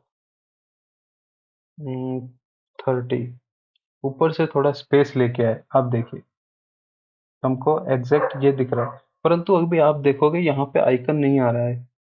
क्यों? क्योंकि एक तो हमने टाइप मेंशन नहीं किया है। टाइप आपको मेंशन करना पड़ेगा, ये सक्सेस है, एरर है, क्या है, ताकि उसको पता चले। देखिए अब कलर चेंज हो गया उसका, वरना वो बाय डिफॉल्ट वाला जो उसका कलर है वो यूज करता है, ठीक है। और आइकन फोटो से क्या है कि वो जिस टाइप का भी होगा उस टाइप का आइकन दिखा देगा। वरना आप अगर कोई कस्टम आइकन दिखाना चाहते हो तो आप क्या कर सकते हो, सिंपली यहाँ पे आइकन की जगह आपके पास ये ऑप्शन है। जैसे कि मैं सक्सेस पे डेंजर वाला दिखाना चाहता हूँ, तो देखना वो क्रॉस आ जाएगा, ठीक है। तो या तो आप इस तरीके से पास कर सकते हो, नहीं तो आप अपना कस्टम आइकन भी यहाँ पे पास कर सकते हो। वो इन्होंने बता रखा है किस तरीके से। देखो यहाँ से आप, जैसे हम एक कंपोनेंट पास करते हैं ना, ऐसे ही आप आइकन का कंपोनेंट पास कर सकते हो, दिखा सकते हो, ठीक है। तो हमको अब क्या है कि अब ये सारी चीजें, पोजीशन हमेशा टॉप होनी चाहिए। तो हम क्या कर सकते हैं, यहाँ पे जाएंगे, लिख देते हैं पोजीशन टॉप। और ये फिक्स नहीं है, ये क्या है कि डिफॉल्ट रहेगा। अगर आप नहीं मेंशन करोगे तो ये टॉप पे जाएगा। नहीं तो अगर मान लीजिए मैं बॉटम कर देता हूँ यहाँ पे, ठीक है, और यहाँ जाते हैं और यहाँ से पोजीशन को कमेंट कर देते हैं। अब देखना ये बॉटम में दिखेगा ऐसे। तो दोनों ही तरीके ठीक हैं, परंतु अगर मैं यहाँ पे टॉप मेंशन कर देता हूँ तो ये टॉप पे ही आएगा। क्यों? क्योंकि ये उसको ओवरराइड कर रहा है, ठीक है। तो आप जो मेन कंपोनेंट के अंदर आप जो भी पास करोगे उसको ओवरराइड कर देगा। अगर आप फ्लोटिंग क्या है नहीं लेना चाहते तो फ्लोटिंग को अगर मान लीजिए मैं हटा देता हूँ, अब देखना अब जो आएगा वो साइड से जो पैडिंग आ रही थी, बॉर्डर रेडियस आ रहा था, वो कुछ नहीं आएगा। सिंपली एक ड्रॉप डाउन आएगा। देखिए अब क्या है कि कोई भी उसमें साइड से कोई भी पैडिंग वगैरह नहीं लिए, तो मेरे ख्याल से हम जो मर्जी यूज करना चाहें, जौन सा भी, दोनों ही तरीका बेस्ट लग रहा है। तो मेरे ख्याल से फ्लोटिंग वाला ठीक लग रहा था, तो फ्लोटिंग वाला यूज करेंगे, ठीक है। और फिर ये हमको इतना सारा अगर मैसेज डिस्प्ले करने के लिए लिखना पड़ेगा तो बहुत ज़्यादा हो जाएगा। हम चाहते हैं कि हम बस मैसेज और डिस्क्रिप्शन लिखें, बाकी सारा काम जो हमने सबके लिए डिफ़ॉल्ट यूज़ कर रहे हैं उसके लिए हो जाए। तो हम क्या करेंगे, असेट्स में जाएंगे, कॉन्स्टेंट्स, और यहाँ असेट्स के अंदर हम एक फोल्डर बना लेंगे फंक्शंस नाम का, ठीक है। इस फंक्शंस में क्या करेंगे, हम जो भी हमारे कस्टम फंक्शन, जो छोटे मोटे जो रीयूजेबल वाले फंक्शन को हम यहाँ लिख देंगे एक्सपोर्ट।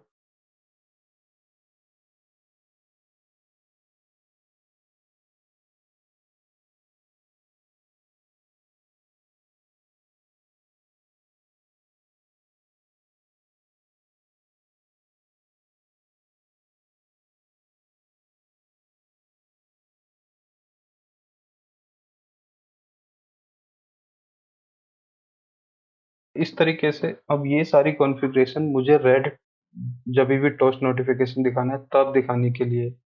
इसी तरीके से हम जैसे अगला कर सकते हैं,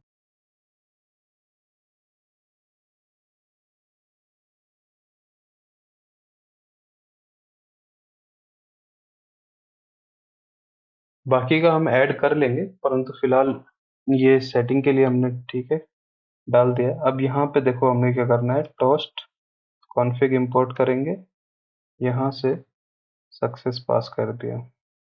अब देखना जो हमारा टोस्ट का कलर है वो आ गया है, ठीक है ना। अगर मैं यहीं पे अब डेंजर पास कर दूं, देखिए, ठीक है, तो मतलब इतना इजी हो गया हमारे लिए, नोटिफिकेशन बहुत ही अच्छे से दिख रहा है कि हाँ अभी ये प्रॉब्लम आई है। तो ये एक्चुअली में ये होना कहाँ चाहिए,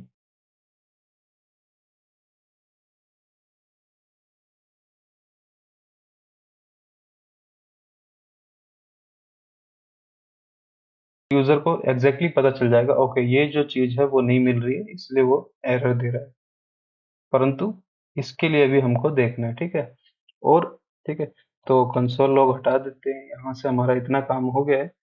दूसरा हमको क्या फेच करना है, ये वाला डेटा फेच करना है और डिस्प्ले करना है। और साथ के साथ अगर आप देखोगे, ये आधा स्क्रीन तो हमारा वैसे ही विजिबल नहीं हो रहा है, नीचे से हमारा ये टैब्स आ गए हैं, ऊपर से हमारे ये हेडर है, ये कार्ड है। तो हम क्या करेंगे, एक लॉजिक और लिखेंगे, जैसे कि जिसमें क्या होगा कि हमारा जो ये कार्ड है वो कंडीशनली दिखे, मतलब कि स्क्रॉल करने के बाद हमको ये ना दिखे। क्योंकि अगर हम स्क्रॉल कर रहे हैं तो आधी स्पेस तो यही ले ले रहे हैं, तो उसके लिए हम क्या करते हैं, ऑन स्क्रॉल पे हाइड कर देंगे, ठीक है। तो वो हाइड कैसे होगा, वेर, इसलिए क्योंकि स्क्रॉल करने पे पॉइंट्स, बहुत पॉइंट्स में वैल्यू चेंज होगी, तो हमें ये वेरिएबल बनाना पड़ेगा, स्क्रॉल वाई, क्योंकि हम वाई स्क्रॉल करेंगे। Set scroll Y use state initially 0 रखते हैं, ठीक है। अब क्या करना होगा हमें,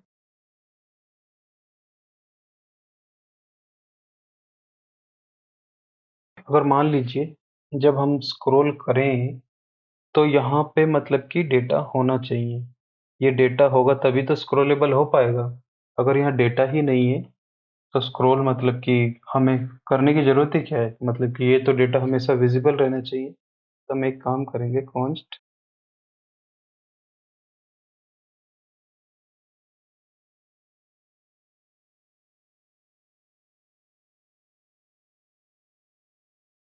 इवेंट। अभी आप सोच रहे होगे ये कहाँ से मिलेगा, मैं आपको अभी बता देता हूँ।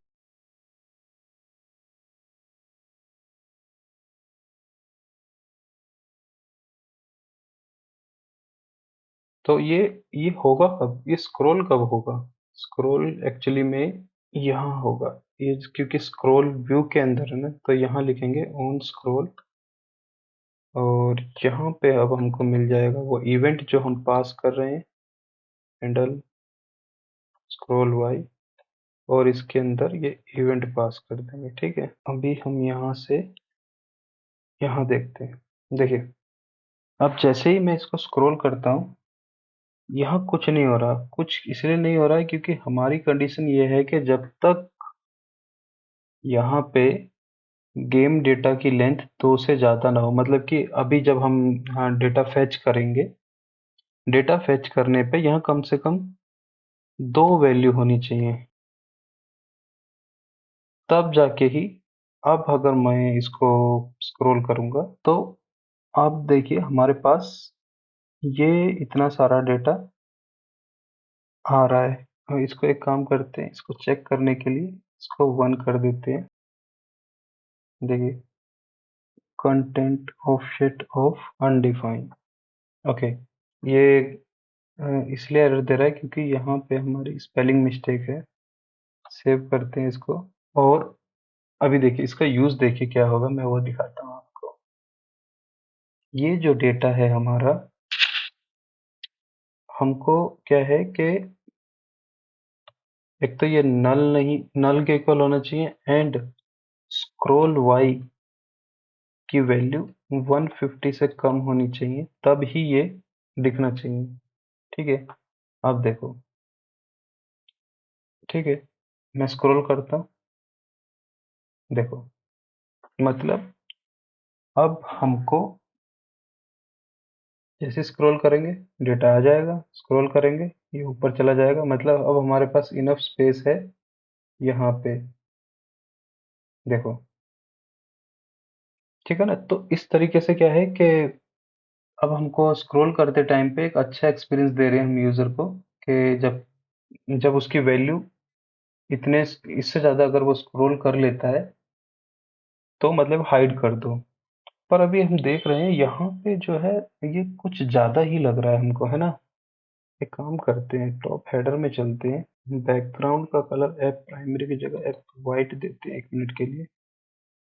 तो यहाँ से तो ओके, मार्जिन बॉटम अगर हम हटा दें, यस,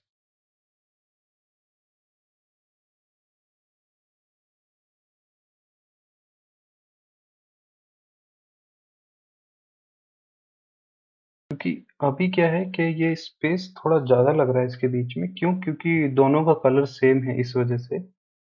तो हम क्या करेंगे, अगर स्क्रॉल वाई 150 से ज़्यादा है तब हमको यहाँ पे एक डिवाइडर यूज करना है, ठीक है?